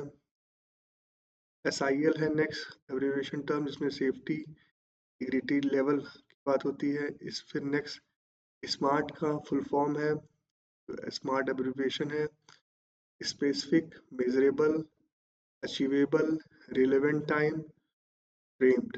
ठीक है, तो स्मार्ट की ये डिफिनीशन है, फुल फॉर्म है। फिर नेक्स्ट जो एब्रिविएशन टर्म है वो स्वॉट की बात है। इसमें हम स्ट्रेंथ, वीकनेस, अपॉर्चुनिटी और थ्रेट्स को देखते हैं स्वॉट एनालिसिस के थ्रू। ये सारे एब्रिविएशंस हैं जो यूज़ किए गए हैं फॉर द स्टैंडर्ड, चीज़ों को मेजरेबल बनाने के लिए, रिक्वायरमेंट को प्लेस करने के लिए रेलवे क्वालिटी मैनेजमेंट सिस्टम के रिस्पेक्ट में। यहाँ पे हमारा थर्ड क्लॉज खत्म होता है। अब हम नेक्स्ट पे चलते हैं। नेक्स्ट जो हमारा क्लॉज है वो है कॉन्टेक्स्ट ऑफ द ऑर्गेनाइजेशन। तो यहाँ से बेसिकली अब रिक्वायरमेंट शुरू होती हैं, जो requirement railway quality management system के रिस्पेक्ट में स्टैंडर्ड बताता है। तो पहला जो इसमें क्लॉज है 4.1 में है understanding the organisation and its context. में पहला रेफरेंस ISO 9000 2015 का है। फिर सप्लीमेंटल रिक्वायरमेंट्स हैं जिसमें स्ट्रेटेजिक डायरेक्शन, इसके अंदर समराइज्ड रिव्यू, सब हेडिंग ली है मैंने, business planning, sustainable quality, confidentiality, exclusions. फिर नेक्स्ट हेडिंग ली है मैंने प्लानिंग कंसिडरेशन, इसके अंदर हैं threats dash needs, physical year, communication, review dash actions. Next heading ली है मैंने सोशल रिस्पॉन्सिबिलिटी प्रिंसिपल्स ISO 26000। ये हमारा 4.1 क्लॉज है। तो 4.1 के अंदर जो ISO 9001 में 4.1 क्लॉज है वो एज इट इज़ यहाँ पे अप्लाई करना है। जो वहाँ की रिक्वायरमेंट है वो सेम यहाँ पे अप्लाई होती हैं, क्योंकि कॉन्टेक्स्ट को समझने के लिए एक ऑर्गेनाइजेशन के लिए इम्पॉर्टेंट है। तो एज इट इज़ आपको इवेल्युएट करके, अंडरस्टैंड करके अप्लाई करना है अपने RQMS के अंदर। फिर हम सप्लीमेंटल रिक्वायरमेंट में आते हैं, क्योंकि understanding the organisation and its context के रिस्पेक्ट में है। ये 4.1.1 क्लॉज है RQMS के रिस्पेक्ट में ISO 22163 के अंडर। इस पर्टिकुलर क्लॉज में बेसिकली जब हम कॉन्टेक्स्ट की बात करते हैं ऑर्गेनाइजेशन के रिस्पेक्ट में, तो एक्सटर्नल और इंटरनल इश्यूज की बात होती है जिन्हें हमें मॉनिटर करना होता है, इवेल्युएट करना होता है, और उसके बेसिस पे ऑर्गेनाइजेशन को हमें अंडरस्टैंड करना पड़ता है। ऑर्गेनाइजेशन के जो ऑब्जेक्टिव हैं, विजन है, उसको डिसाइड करना पड़ता है।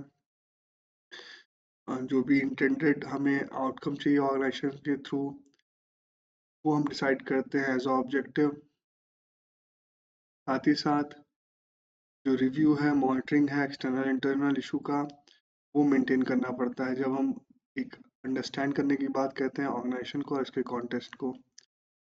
सप्लीमेंटल रिक्वायरमेंट जो इस पर्टिकुलर स्टैंडर्ड में ISO 22163 के अंदर है, वो बात करता है जो कि स्ट्रेटेजिक डायरेक्शन है प्लानिंग के रिस्पेक्ट में, वो क्या होनी चाहिए।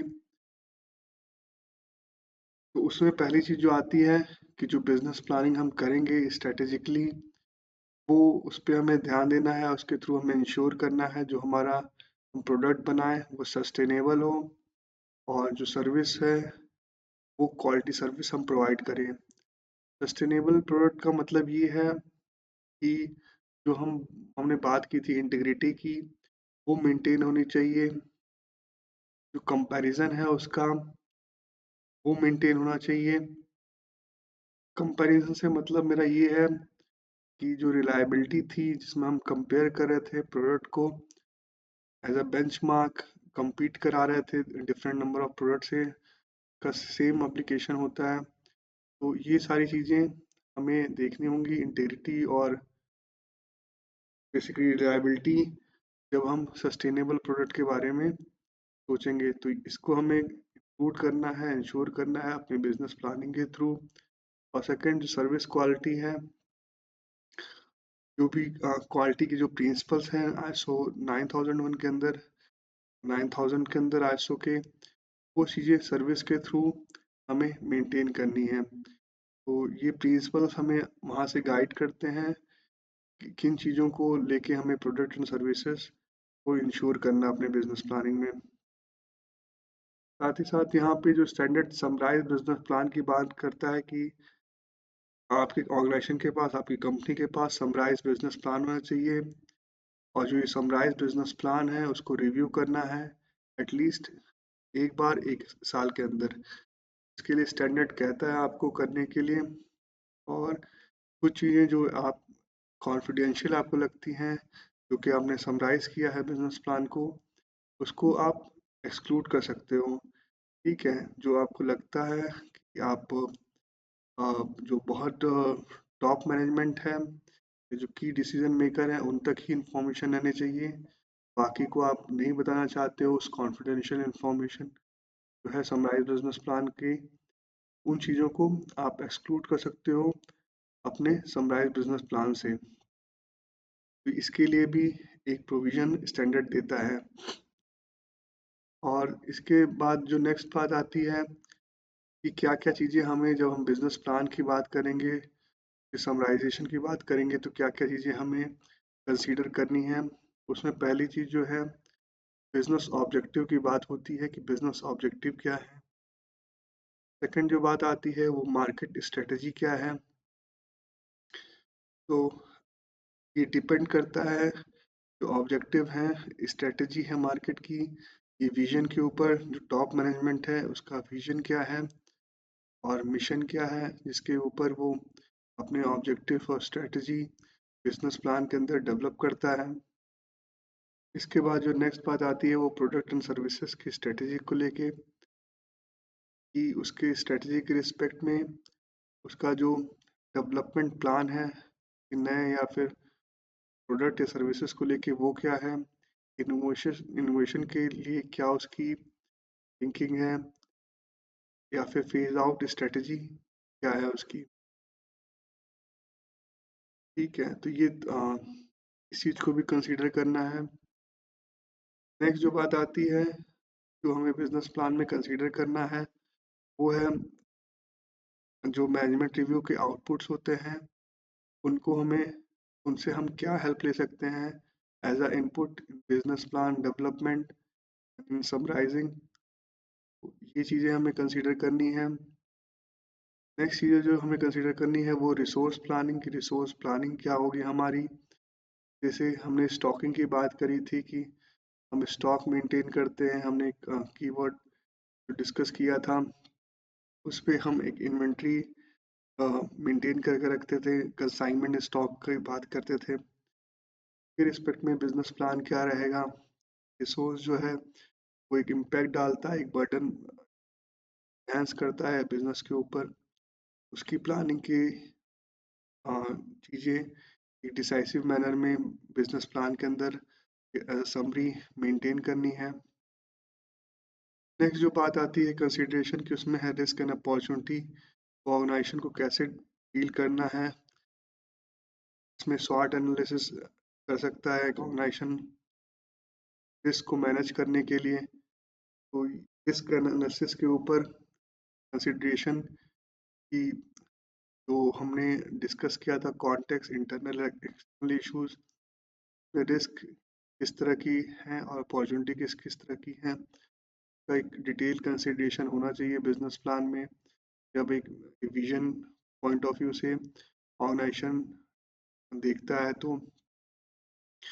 नेक्स्ट जो बात आती है वो है बिजनेस कॉन्टिन्यूटी की, कि बिजनेस कॉन्टिन्यूटी के लिए जो हमारे रिस्क हैं इंटरनल या फिर एक्सटर्नल इश्यूज की वजह से, वो क्या क्या हैं, और बिजनेस कॉन्टिन्यूटी को हम कैसे मेंटेन कर सकते हैं, रिटेन कर सकते हैं। और जो इफ़ेक्ट आने वाला है जो कि डेफिनेट है, हमने एवेलुएट किया है, उसमें हमारा क्या प्लान रहेगा जिससे हम बिजनेस कॉन्टिन्यूटी को फर्दर रिटेन कर सकें, मेंटेन कर सकें, और जो अपनी प्रोसेसेस हैं, बिजनेस है, उसको सस्टेनेबल बना सकें। इसके बाद नेक्स्ट कंसिडरेशन का पॉइंट है कस्टमर्स की नीड एक्सपेक्टेशन के बारे में बात करता है। हमारी बिजनेस प्लानिंग के अंदर जो नीड एंड एक्सपेक्टेशंस है कस्टमर की, उसकी इन डेप्थ एनालिसिस हमें करनी चाहिए, जिससे कि हमारा जो बिजनेस प्लान है वो उसके अकॉर्डिंग एक बेटर हम फ्रेम कर सकें, जिससे कि नीड एंड एक्सपेक्टेशन जो कस्टमर की है वो अच्छी तरीके से फुलफिल होती रहे। नेक्स्ट जो इसके बाद बात आती है कंसिडरेशन में, वो होता है कि इनपुट्स जो कि इंटरेस्टेड पार्टी से हमें लेना है। इंटरेस्टेड पार्टी मतलब उसमें इंटरनल होते हैं, एक्सटर्नल भी होते हैं। इसमें बेसिकली जो भी पर्सनल आपकी ऑर्गेनाइजेशन से एसोसिएटेड हैं on roll basis, contract basis, जिस भी तरह से वो इंटरेस्टेड पार्टीज होती हैं, तो वहाँ से हम क्या इनपुट हम यूटिलाइज कर सकते हैं। ये कुछ नीड्स हो सकती हैं, उनकी भी कुछ एक्सपेक्टेशंस हो सकती हैं, या फिर उनके कुछ एडवाइस हो सकती है, फीडबैक हो सकती है चीज़ों को लेके। तो उसको कैसे हम एसोसिएट कर सकते हैं अपने बिजनेस प्लान के अंदर। तो ये चीज़ें भी हमें कंसीडर करनी है एनालिसिस के थ्रू अपने बिजनेस प्लान में जब चीज़ों को इस्टेब्लिश करेंगे। नेक्स्ट जो बात आती है वो होता है कि कोई चेंज इन टेक्नोलॉजी या फिर स्टैच्यूटरी बॉडी या रेगुलेटरी बॉडी की रिक्वायरमेंट है, में कोई चेंज आ रहा है तो उससे क्या इम्पैक्ट हमें पड़ सकता है। तो इस फैक्टर को business continuity point of view से जब हम देखते हैं तभी कंसीडर करना है। जो फ्यूचर टेक्नोलॉजीज हैं या फिर जो ट्रेंड्स हैं टेक्नोलॉजी को लेके, या फिर जो रेगुलेशंस हैं उनको लेके जो ट्रेंड्स हैं वो क्या हैं, और वो किस तरह से हमारे बिजनेस पे इफेक्ट डाल सकते हैं हमारे ऑब्जेक्टिव के ऊपर। और उस तरह से हमें स्ट्रेटेजाइज करके चीज़ों अपनी जो बिजनेस प्लानिंग है उसको डेवलप करना है और इस्टेब्लिश करना है। नेक्स्ट जो बात आती है वो है फोरकास्ट की, कि फोरकास्ट हमें देखना होता है जो करंट डेटा है, जो हिस्टोरिकल डाटा है, जो ग्रोथ है कंपनी की with respect to business, with respect to market size, उसके बेसिस पे हमें फोरकास्ट करना है ऑर्गेनाइजेशन की कैपेसिटी को लेके कि हमें क्या मतलब वॉल्यूम में, कैपेसिटी में, कैपेबिलिटी में इन्हेंसमेंट करना पड़ेगा, इंक्रीमेंट करना पड़ेगा विद टाइम। इस चीज़ का भी कंसिडरेशन हमें अपने बिजनेस प्लान के अंदर समराइज करना है। और फिर इसके बाद जो नेक्स्ट कंसिडरेशन का पॉइंट है एज ए सप्लीमेंटल, उसमें बात होती है मर्जर, एक्विजिशन, आउटसोर्सिंग या ट्रांसफ़र की, कि उस चीज़ को भी हमें इन डेप्थ मैनर रिव्यू कर लेना है, कंसीडर कर लेना है। जो मर्जर की बात है, एक्विजिशन की है, आउटसोर्सिंग की है, कि कहाँ पे किस तरह की हमें चीज़ें फेस करनी पड़ सकती हैं। कहीं पे मर्जर करना पड़ सकता है, कहीं पे एक्विजिशन की भी चीज़ें हो सकती हैं, आउटसोर्सिंग की भी हमें ज़रूरत पड़ सकती है, फिर ट्रांसफ़र की भी ज़रूरत पड़ सकती है।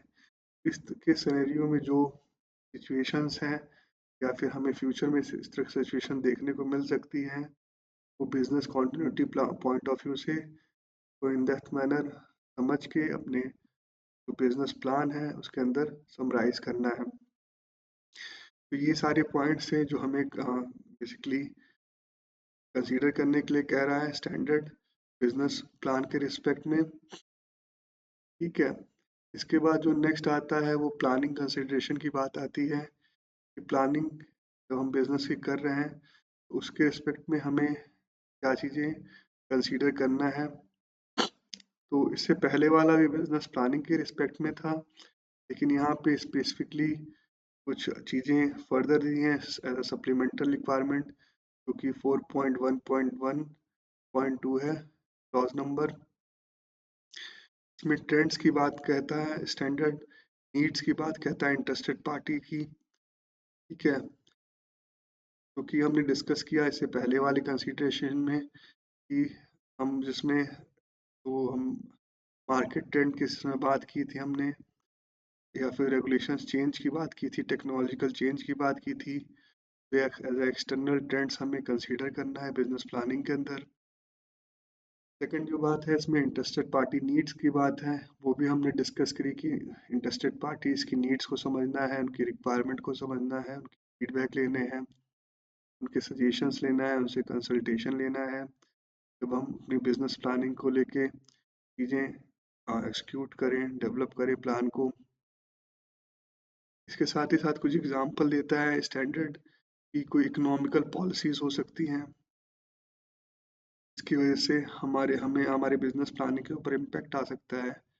तो वो चीज़ें कंसीडर करनी है। इन्वायरमेंटल प्रोटेक्शन कोई रिक्वायरमेंट है तो वो हमें कंसीडर करना अपने बिजनेस प्लानिंग के रिस्पेक्ट में। सोशल एंड कल्चरल इश्यूज हो सकते हैं, इंफॉर्मेशन सिक्योरिटी नीड्स हो सकती हैं। तो इस तरह के जो चीज़ें हैं, जो एक्सटर्नल ट्रेंड्स हैं या फिर इंटरेस्टेड पार्टी नीड्स हैं, उनको हमें अपने बिजनेस प्लान के अंदर कंसीडर करना है।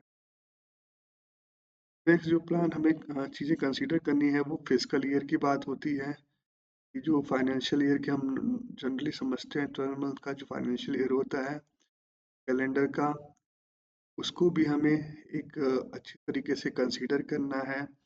मंथ वाइज क्या ट्रेंड्स रहा, क्या आउटपुट रहा, हमारे जो ऑब्जेक्टिव्स थे उसको फुलफिल करने में पर्टिकुलर मंथ ने क्या कंट्रीब्यूट किया, कहाँ पे हमने लैग किया, इस चीज़ को भी अपने बिजनेस प्लान के अंदर as a financial year summary हमें कंसीडर करना है, चीज़ों को रिव्यू करके इस्टेब्लिश करना है। साथ ही साथ जो बिजनेस प्लान के रिस्पेक्ट में चीज़ें हमने डेवलप की हैं, समराइज किया है बिजनेस प्लान को, के आउटपुट को कम्युनिकेट करना है रिलेवेंट इंटरेस्टेड पार्टीज के साथ, जिससे चीज़ें लोगों को समझ में आ जाए, उसके लिए अवेयर हो जाए हमारे टारगेट्स क्या है, हमारे ऑब्जेक्टिव्स क्या हैं, हमारा विजन क्या है, मिशन क्या है बिजनेस को लेके, ऑर्गेनाइजेशन को लेके। साथ ही साथ कुछ कॉन्फिडेंशियल इंफॉर्मेशन हमने जैसे बात की थी, तो टॉप मैनेजमेंट या फिर जो टॉप डिसीजन मेकर्स हैं वो स्किप करना चाहते हैं बिजनेस प्लान की समरी से, तो उसको वो ताकि बिजनेस प्लान से बाकी चीज़ें जो रिलेवेंट इंटरेस्टेड पार्टी हैं उनके साथ कम्युनिकेट करनी है यहाँ। साथ ही साथ जब भी हम बिजनेस प्लान को रिव्यू करें, क्योंकि मिनिमम 1 टाइम बोला है स्टैंडर्ड ने साल में करने के लिए, तो उस रिव्यू के थ्रू जो भी हमारा एक्शंस निकल के आए, एक्शन प्लान निकल के आए, उसको भी हमें कंसीडर करना है जब भी हम बिजनेस प्लानिंग को लेके चीज़ें करें, एक्सिक्यूट करें, बिजनेस प्लानिंग के रिस्पेक्ट में डिस्कशन करें। तो ये चीज़ें हैं। इसके बाद जो नेक्स्ट सब क्लॉज है इसके अंदर सोशल रिस्पॉन्सिबिलिटी का है, क्योंकि सप्लीमेंटल रिक्वायरमेंट है आरक्यूएमएस में।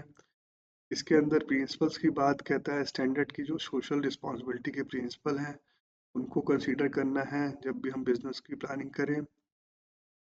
जो प्रिंसिपल्स हैं बेसिकली वो ऑर्गेनाइजेशनल गवर्नेंस के हैं, ह्यूमन राइट्स के हैं, लेबर प्रैक्टिसेस के हैं, इन्वायरमेंट से रिलेटेड हैं, फेयर ऑपरेटिंग प्रैक्टिसेस से लेके हैं, कंज्यूमर इश्यूज को लेके हैं, कम्युनिटी इन्वॉल्वमेंट को लेके हैं और डेवलपमेंट को लेके हैं। तो ये जो प्रिंसिपल्स हैं इनको एड्रेस करना है, टेक केयर करना है जब भी हम बिजनेस की प्लानिंग करें। साथ ही साथ यहाँ पे ISO 26000 का रेफरेंस देता है, तो सोशल अकाउंटेबिलिटी के लिए एक स्टैंडर्ड है,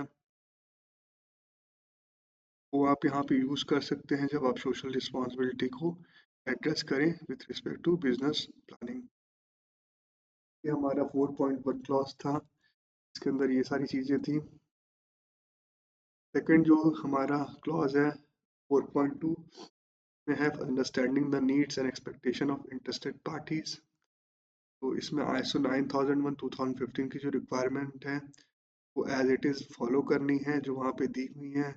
ये ट्रेनिंग में जो चीज़ें मैंने बताई हैं ISO 9001 की, सेम एज इट इज़ आपको RQMS में अपने अप्लाई करनी है।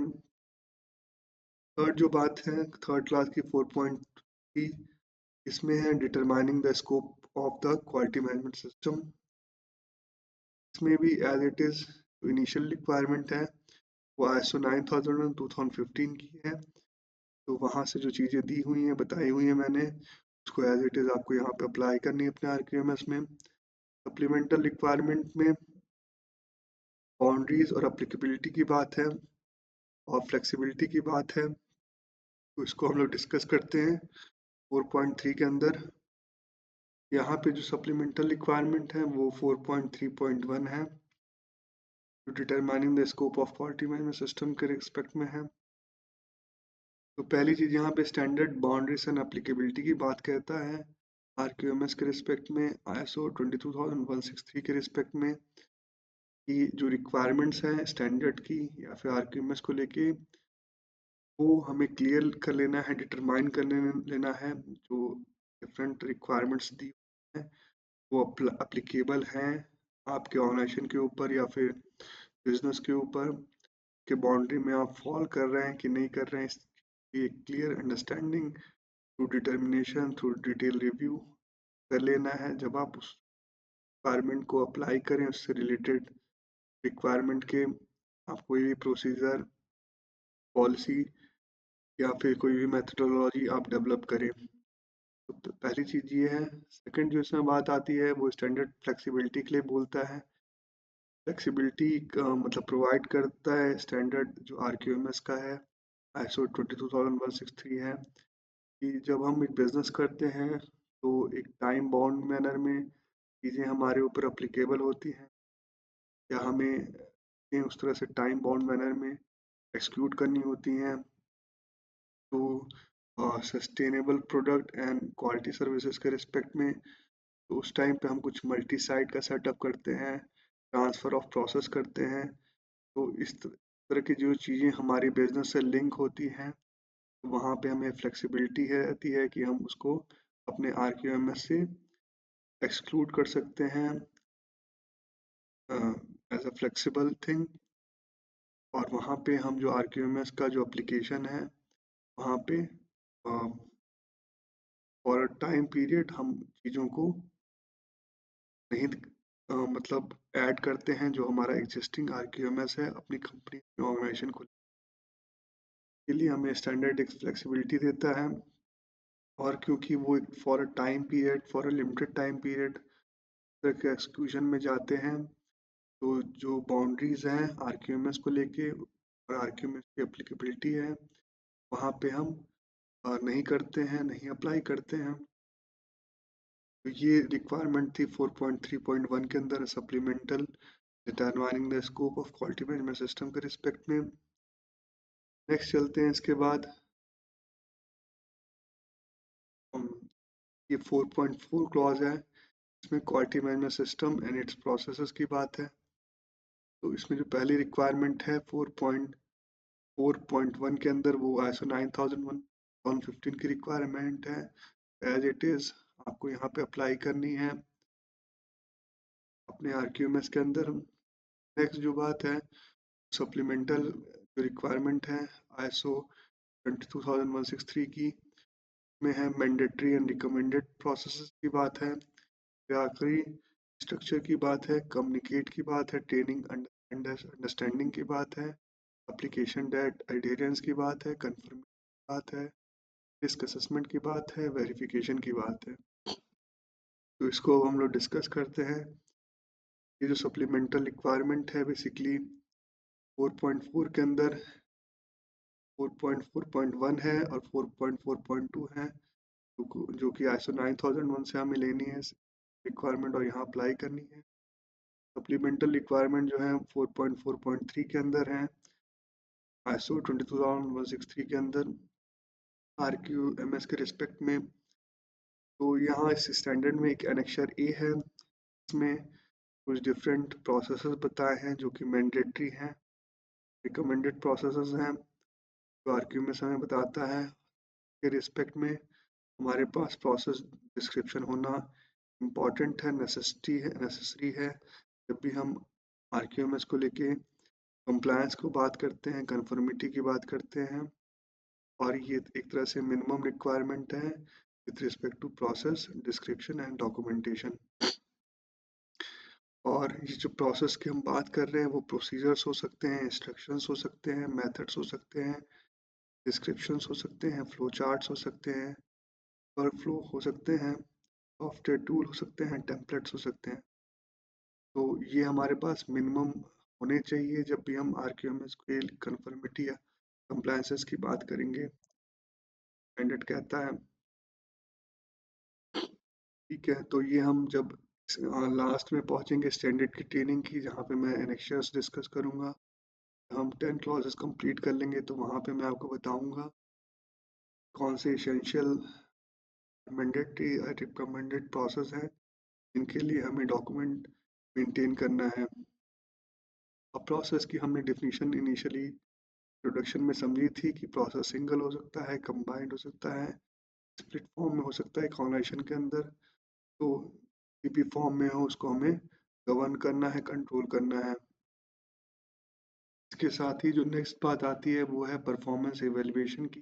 प्रोसेस को लेके प्रोसेस की परफॉर्मेंस एवेल्युएशन किस तरह से होगी, हम जब 9th क्लास में जाएंगे तो वहाँ पे इवेल्युएशन की बात करेंगे। के लिए यहाँ पे स्टैंडर्ड रेफरेंस देता है 9th क्लास की, और साथ ही साथ एनेक्सर सी की। जो हम 9th क्लास को डिस्कस करेंगे, एनेक्सर सी को डिस्कस करेंगे, तो हमें परफॉर्मेंस इवेल्युएशन एक प्रोसेस कैसे करना है वो समझ में आएगा।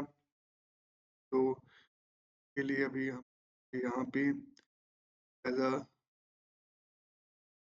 फॉर्मेशन इस चीज़ को लेते हैं, हमारा वो स्टेज आएगा तो हम डिस्कस करेंगे ट्रेनिंग के थ्रू। साथ ही साथ जो प्रोसेसेस के रिस्पेक्ट में चीज़ें हमें देखनी है, as a supplemental requirement define करनी है, डॉक्यूमेंट करनी है, स्टैंडर्ड बात कहता है। उसमें जो हिरार्की है डॉक्यूमेंट्स का एक प्रोसेस को लेके, वो हमें डिफाइन करना है।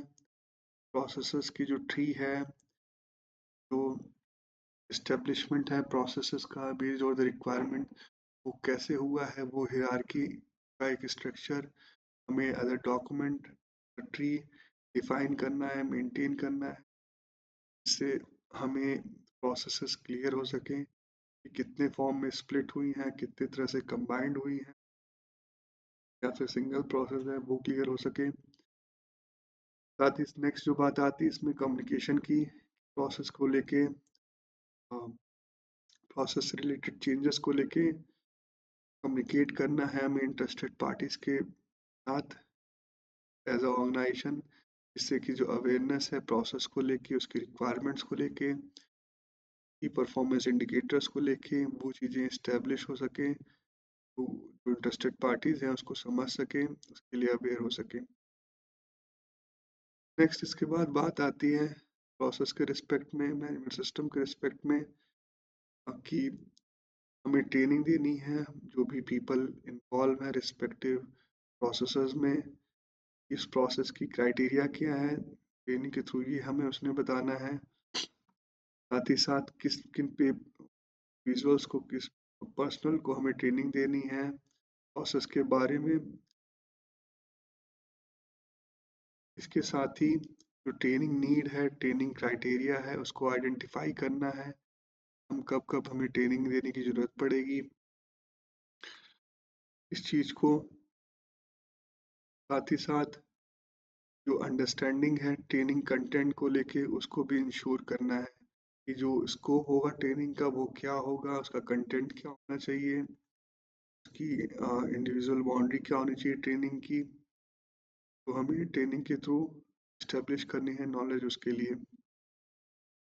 और साथ ही साथ इंश्योर करने की स्टैंडर्ड बात करता है, हमें इंश्योर करना है इस ट्रेनिंग के बाद जो प्रोसेस है वो अच्छी तरीके से अप्लाई की गई हों, उनकी की परफॉर्मेंस इंडिकेटर हैं, जो भी मेजरिंग है, मॉनिटरिंग है, प्रोसीजर्स हैं, फ्लो चार्ट्स हैं, एक्टिविटी हैं, फंक्शंस हैं, डिफरेंट स्टेजेस में, डिफरेंट पार्ट में वो अप्लाई करना, ऑर्गेनाइजेशन को और करना है। साथ ही साथ जो भी पर्सन इन्वॉल्व हैं प्रोसेस को टेक केयर करने के लिए, वो प्रोसेस को फॉलो करें, प्रोसीजर को फॉलो करें, इस चीज़ को भी ऑर्गेनाइजेशन को, आपकी कंपनी को इंश्योर करना है। साथ ही साथ नेक्स्ट जो बात आती है, जब हमने अप्लाई कर दिया प्रोसेस को और हम, हमारे जो पर्सन है वो स्टिक टू द प्रोसीजर है, स्टिक टू द प्रोसेस है, वो फॉलो कर रहे हैं अपनी एक्टिविटी के थ्रू, के थ्रू ही हमें इंश्योर करना है और मेंटेन करना है जो कन्फर्मिटी है आरक्यूएमएस को लेके और प्रोसेसेस को लेके स्टैंडर्ड रिक्वायरमेंट है। सारी चीज़ों को हमें कन्फर्मिटी को इंश्योर करना है। तो ये चीज़ें हैं। नेक्स्ट जो बात आती है वो है टाइप और एक्सटेंड कंट्रोल को रिस्पेक्ट में प्रोसेस के ऊपर। ये जो टाइप है और एक्सटेंड है वो हमें अच्छी तरह से डिटरमाइन कर लेना है, क्योंकि जो रिस्क माइंडसेट है, रिस्क बेस्ड थिंकिंग है, हमारी रिस्क मैनेजमेंट है के लिए जो हमारी डेवलपमेंट्स हैं उसको एड्रेस करने के लिए बहुत ज़रूरी है। इस चीज़ को हमें क्लियरली एक इन डेप्थ मैनर में डिटरमाइन कर लेना है, जिसमें हम एफएमईए का यूज़ कर सकते हैं, स्वाट का यूज़ कर सकते हैं जब हम डिटरमाइन करने की बात करें, या क्योंकि टाइप और एक्सटेंट हो सकता है कंट्रोल का एक प्रोसेस के अंदर। नेक्स्ट जो लास्ट इसमें पॉइंट है वो है कि वेरीफाई करने के उसमें बात कहता है स्टैंडर्ड जो भी प्रोसेस हमने इम्प्लीमेंट किया है, जो हमारे ऑर्गेनाइजेशन में फॉलो हो रही है उसको वेरीफाई करना है। जो भी उसका स्टैंडर्डाइजेशन हमने किया था उस प्रोसेस का, या फिर आरक्यूएमएस जो हम सिस्टम तैयार कर रहे हैं उसके रिस्पेक्ट में हमें अच्छे तरीके से वेरीफाई कर लेना है कि जो रिक्वायरमेंट्स हैं आरक्यूएमएस की आईएसओ 22063 की वो अच्छे से मेंटेन हो रही है कि नहीं हो रही है, कंप्लायंस नहीं हो रहा है। तो ये हमारा क्लॉज था 4 में हमने डिस्कस किया context of the organisation. Fourth class यहाँ पे हमारा कंप्लीट होता है। इसके बाद हम नेक्स्ट क्लॉज पे चलते हैं जो कि फिफ्थ क्लॉज है। तो यहाँ पे लीडरशिप है फिफ्थ क्लॉज। इसके अंदर जो पहली चीज है लीडरशिप एंड कमिटमेंट की है। 5.1 क्लॉज है। इसके अंदर 5.1.1 है जनरल, जिसमें हमें आईएसओ 9000 और 2015 की requirement as it is apply करनी है, फॉलो करनी है अपने आरक्यूएमएस में। 5.1.2 में कस्टमर फोकस की रिक्वायरमेंट है, जो कि सेम आईएसओ 9000 2015 से हमें लेनी है, यहाँ पे अप्लाई करनी है अपने आरक्यूएमएस के अंदर। ठीक है, तो वो आप मेरी ट्रेनिंग ली होगी तो आप यहाँ पे अप्लाई कर सकते हो नॉलेज गेन करके अपने आरक्यूएमएस में। 5.2 पे चलते हैं जो कि पॉलिसी के बारे में बात करता है लीडरशिप के रिस्पेक्ट में। इसे फर्स्ट हेडिंग में ली है इस्टेब्लिशिंग द क्वालिटी पॉलिसी। इसके अंदर आईएसओ 9000 और 2015 की रिक्वायरमेंट है। सेकंड जो है क्लॉज इसके अंदर, ठीक है, वो है कम्युनिकेटिंग द क्वालिटी पॉलिसी। इसके अंदर भी आईएसओ 9015 रिक्वायरमेंट है एज इट इज आपको फॉलो करनी है। जो थर्ड सब क्लॉज है उसी के अंदर उसमें सप्लीमेंटल रिक्वायरमेंट है, उसमें फेलियर प्रिवेंशन की बात है, कस्टमर एक्सपेक्टेशंस की बात है, सेफ्टी एस्पेक्ट की बात है। सब हेडिंग इसके अंदर सेपरेट मैंने बनाई है जो क्वालिटी एंड सेफ्टी से रिलेटेड है। और फिर कॉर्पोरेट पॉलिसी की बात है। ये मैं पॉलिसी को आपको ब्रीफ करता हूँ। जो रिक्वायरमेंट्स हैं तो इसमें आप समझ गए होंगे कि ये बेसिक जो पॉलिसी है 5.2 क्लॉज है। 5.2.1 इस्टेब्लिशिंग द क्वालिटी पॉलिसी में एज इट इज 9000 उनकी जो रिक्वायरमेंट है वो अप्लाई करनी है अपने आरक्यूएमएस में। और जो सेकंड सब क्लॉज है 5.2.2 कम्युनिकेटिंग द क्वालिटी पॉलिसी, वो भी एज इट इज 9000 उनकी जो रिक्वायरमेंट है वो अप्लाई करनी है अपने आरक्यूएमएस के अंदर। और जो अब हम सप्लीमेंटल की बात करेंगे, जो एडिशनल क्लॉज है, एडिशनल रिक्वायरमेंट है आरक्यूएमएस को लेके आईएसओ 22163 के अंदर। ये पर्टिकुलर क्लॉज जो है 5.2.3 है।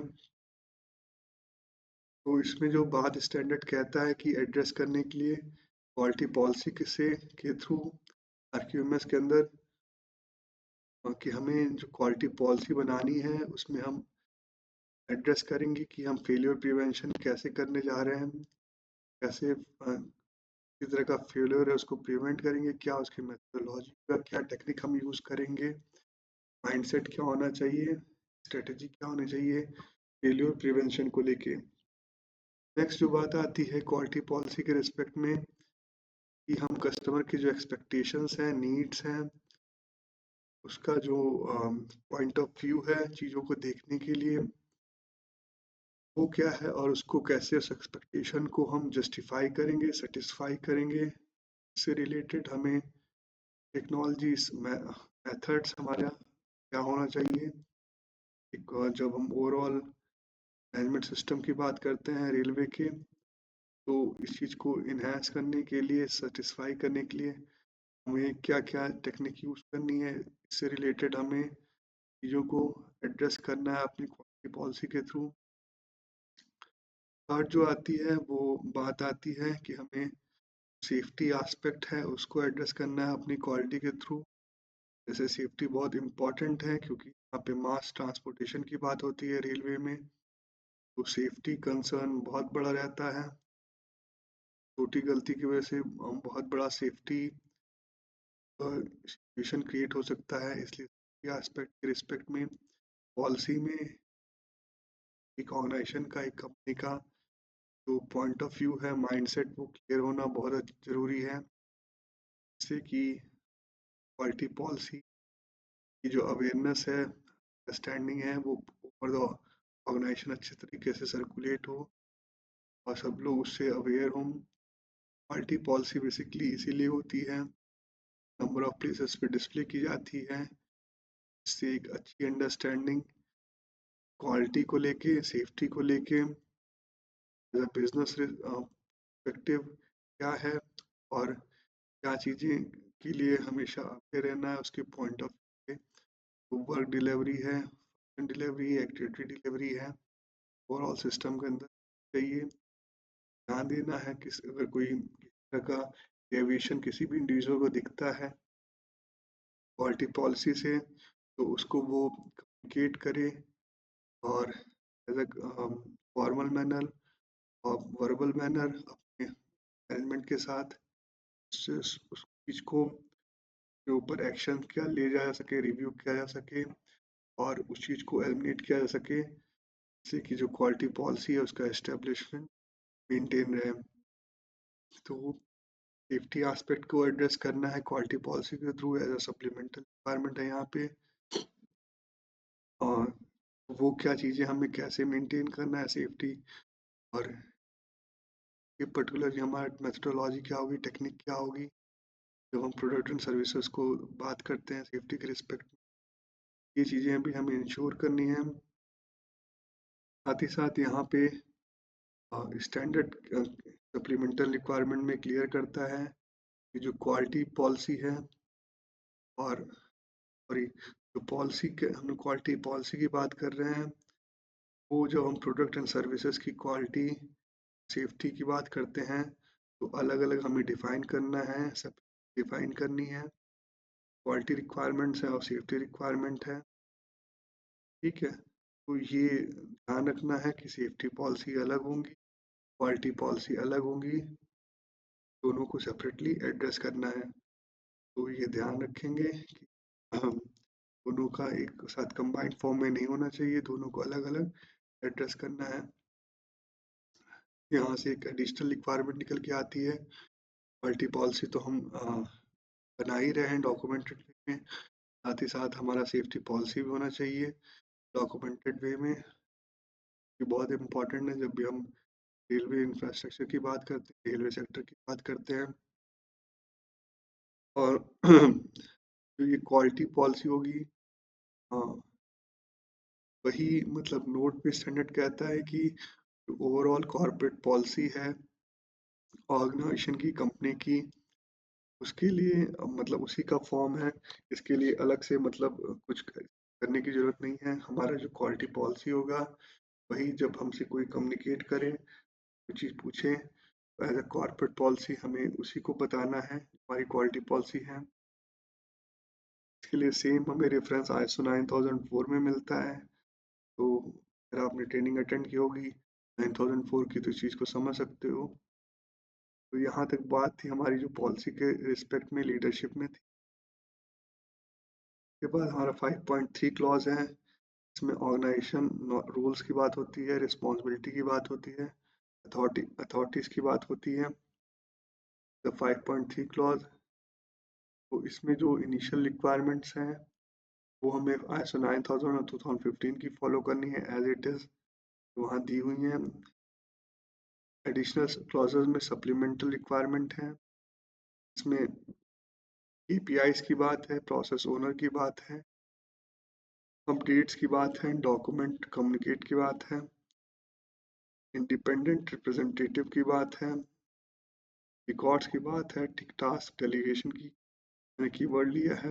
नेक्स्ट जो सब क्लॉज है इसके अंदर organisation role and responsibility authority के अंदर वो है responsibility and authority of process owners के अंदर जो मैंने कीवर्ड लिए हैं वो रिस्पॉन्सिबल, कन्फर्मिटी, एक्सेप्ट, रिसोर्सेज।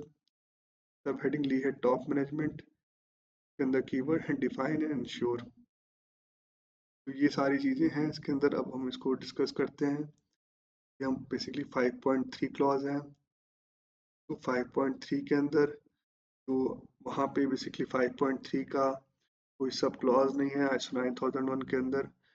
वो 5.3 ही में पूरी डिफिनीशन दी गई है, रिक्वायरमेंट दी गई है 9001 की एज इट इज़। जो वहाँ पे रिक्वायरमेंट है 9001 में वो अप्लाई करनी है आपको RQMS के अंदर अपने। और यहाँ पे जो हम ISO 22163 की बात कर रहे हैं तो सप्लीमेंटल रिक्वायरमेंट है 5.3.1 में है। में जो चीज़ें मैंने बताई उसको अब हम लोग ट्रेनिंग के थ्रू समझते हैं। यहाँ पे जो पहली चीज़ स्टैंडर्ड रिक्वायरमेंट है, एसेंशियल है, वो है कि APIs को डिफाइन करना है ऑर्गेनाइजेशन के थ्रू।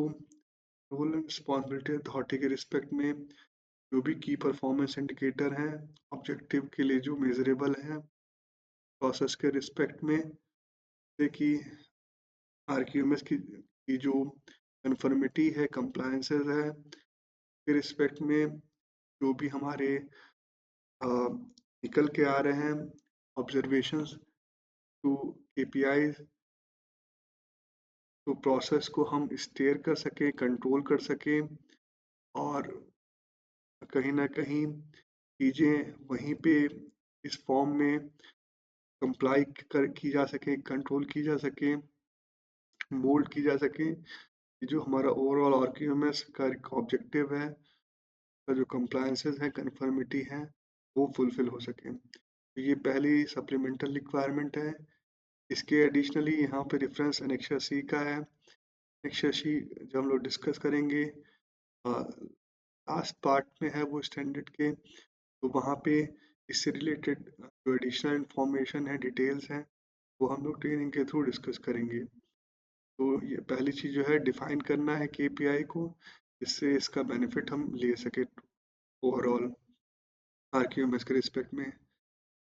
सेकंड जो बात यहाँ पे स्टैंडर्ड कहता है कि अपॉइंट करने के लिए प्रोसेस ओनर को, प्रोसेस ओनर हमने समझा था प्रोसेस ओनर क्या होते हैं टर्म्स के डिफिनीशन जब हम समझ रहे थे, तो वहाँ पे हमने समझा था प्रोसेस ओनर जिसको हम ओवरऑल रिस्पॉन्सिबिलिटी देते हैं एक प्रोसेस को मैनेज करने के लिए, उसकी जो कंप्लायंसेस हैं, कंफर्मिटी है, उसको देखने के लिए, उसको मेंटेन करने के लिए, जो चेंजेस हैं इम्प्रूवमेंट के उसको टेक केयर करने के लिए, फर्दर डिसीजन मेकिंग के लिए, रिव्यू के लिए, उसको पॉइंट आउट करने के लिए।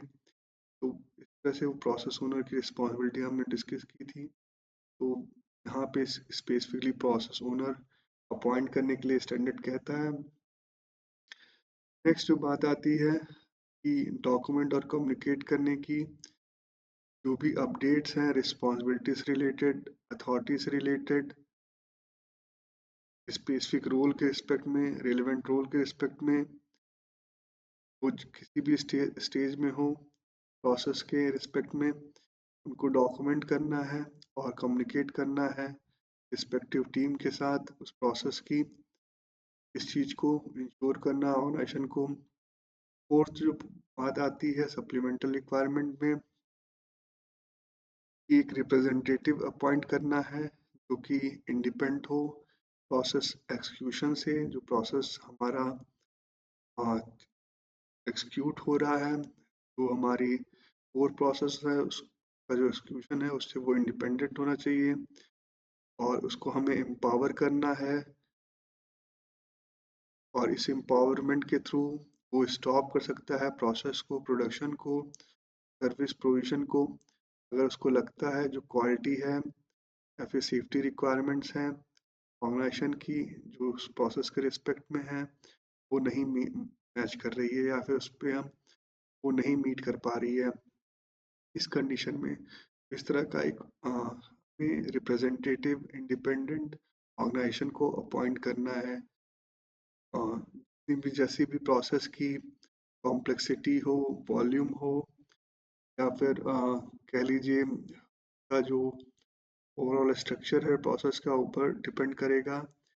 जो रिप्रेजेंटेटिव है उसका अपॉइंटमेंट, वो अगर बहुत कॉम्प्लिकेटेड प्रोसेस है तो नंबर ऑफ रिप्रेजेंटेटिव हो सकते हैं, कोई स्मॉल प्रोसेसेस हैं तो हम रिप्रेजेंटेटिव का कुछ पर्टिकुलर पोर्शन टाइम का एलोकेट कर सकते हैं, जहाँ पे ये जो एम्पावरमेंट है उसको अलॉट करते हैं, उसको अथॉरिटी देते हैं इस चीज़ के लिए। तो स्टॉप करने की बात है प्रोसेस को या फिर प्रोडक्शन को। इसी के लिए स्टैंडर्ड में चीज़ मेंशन करता है और डिग्री ऑफ इंडिपेंडेंस की बात करता है। इसमें हमें प्रोपोर्शनेट करना है डिग्री ऑफ इंडिपेंडेंस को साइज ऑफ ऑर्गेनाइजेशन के रिस्पेक्ट में। अगर स्मॉल ऑफ ऑर्गेनाइजेशन है तो डिग्री ऑफ इंडिपेंडेंस को हम लिमिट कर सकते हैं। तो हमें ध्यान रखना है कि चीज़ें हमारी कंप्लाइड रहें, आरक्यूएमएस को हम जस्टिफाई कर सकें, अप्लाई कर सकें, और साथ ही साथ जो क्वालिटी और सेफ्टी की रिक्वायरमेंट है जो कि इसेंशियल है आरक्यूएमएस के रिस्पेक्ट में ऑर्गेनाइजेशन के सस्टेनेबिलिटी के लिए, वो भी हम फुलफिल करते रहें। तो ये पॉइंट्स थे, और इनसे रिलेटेड जो भी डॉक्यूमेंट्स हैं या फिर इंफॉर्मेशन है उसको हमें रिटेन करके रखना है ऑर्गेनाइजेशन के अंदर। और ये जो रिटेन करने का टाइम पीरियड है इसको हम अभी नेक्स्ट आने वाले क्लॉजेस में डिस्कस करेंगे, रिटेंशन पीरियड क्या होना चाहिए। साथ ही साथ इसके अगर कोई डेलीगेशन ऑफ टास्क है तो कोई पर्टिकुलर इंडिविजुअल टास्क हो सकता है। यहाँ पे प्रोजेक्ट की बात हो रही है, कुछ चीज़ें मतलब जब हम प्रोजेक्ट को रन करते हैं, एक्सिक्यूट करते हैं तो निकल के आती है। तो प्रोजेक्ट के किसी प्रोसेस में कोई टास्क निकल के इस तरह का आया तो उसका जो डेलीगेशन है उसको हमें डिफाइन करना है, कम्युनिकेट करना है। और जो चीज़ें यहाँ पे मेंटेन कर रहे हैं अभी तक एज सप्लीमेंटल रिक्वायरमेंट, उसके अंदर वो चीज़ आए, कवर हो, इसका हमें ध्यान रखना है। नेक्स्ट क्लॉज की जो बात थी 5.3.1 हमने डिस्कस कर लिया। अब जो नेक्स्ट सब क्लॉज है लीडरशिप के अंदर ऑर्गेनाइजेशन रोल एंड रिस्पॉन्सिबिलिटी के रिस्पेक्ट में, वो है responsibility and authority of process owner. ये 5.3.2 क्लॉज है, ठीक है। इसके अंदर प्रोसेस ओनर की जो रिस्पॉन्सिबिलिटी है, अथॉरिटी है, उसको कंफर्म करता है स्टैंडर्ड कि जो प्रोसेस ओनर होगा वो रिस्पॉन्सिबल होगा जो प्रोसेस की कंफर्मिटी है with respect to the requirement, जो हमने कॉन्टेक्स्ट ऑफ द ऑर्गेनाइजेशन में बात की थी, विजन की, ऑब्जेक्टिव्स की, मिशन की, उस प्रोसेस से रिलेटेड जो अप्लीकेबिलिटी है इन चीज़ों की, फिर देखे उसको लेके कम्प्लीटली जो प्रोसेस ओनर है वही रिस्पॉन्सिबल होगा। और इसमें एक प्रोविज़न देता है स्टैंडर्ड कि अगर कोई रिसोर्सेज की अवेलेबिलिटी जो है वो प्रोसेस ओनर की रिस्पॉन्सिबिलिटी के अंदर नहीं आएगी, ठीक है। तो ये यहाँ पे क्लियर रहना है कि प्रोसेस की कन्फर्मिटी तो रिस्पॉन्सिबिलिटी के अंदर है, प्रोसेस ओनर के अंदर, लेकिन जो अवेलेबिलिटी ऑफ रिसोर्सेज है में प्रोसेस ओनर की रिस्पॉन्सिबिलिटी, जो हमारा RQMS है या फिर ISO 22163 है, वो उससे उसको मतलब कहीं ना कहीं भी करता है कि जो अवेलेबिलिटी ऑफ रिसोर्सेज हैं वो टॉप मैनेजमेंट, जो लीडरशिप है टॉप की, डिसीजन मेकिंग है, वही इंश्योर कर सकते हैं। के साथ ही साथ जो रिस्पॉन्सिबिलिटी हम प्रोसेस ओनर को दिए हैं को डिफाइन करने की और उसको इंश्योर करने की कि वो फुलफिल हो रही है कि नहीं हो रही है, ये रिस्पॉन्सिबिलिटी जो है वो टॉप मैनेजमेंट इंश्योर करेगा। इस तरह से RQMS और ISO 22163 ये रिक्वायरमेंट हमारे सामने रखता है as a railway sector organisation. तो ये हमारा फिफ्थ क्लॉज था, डिस्कस किया।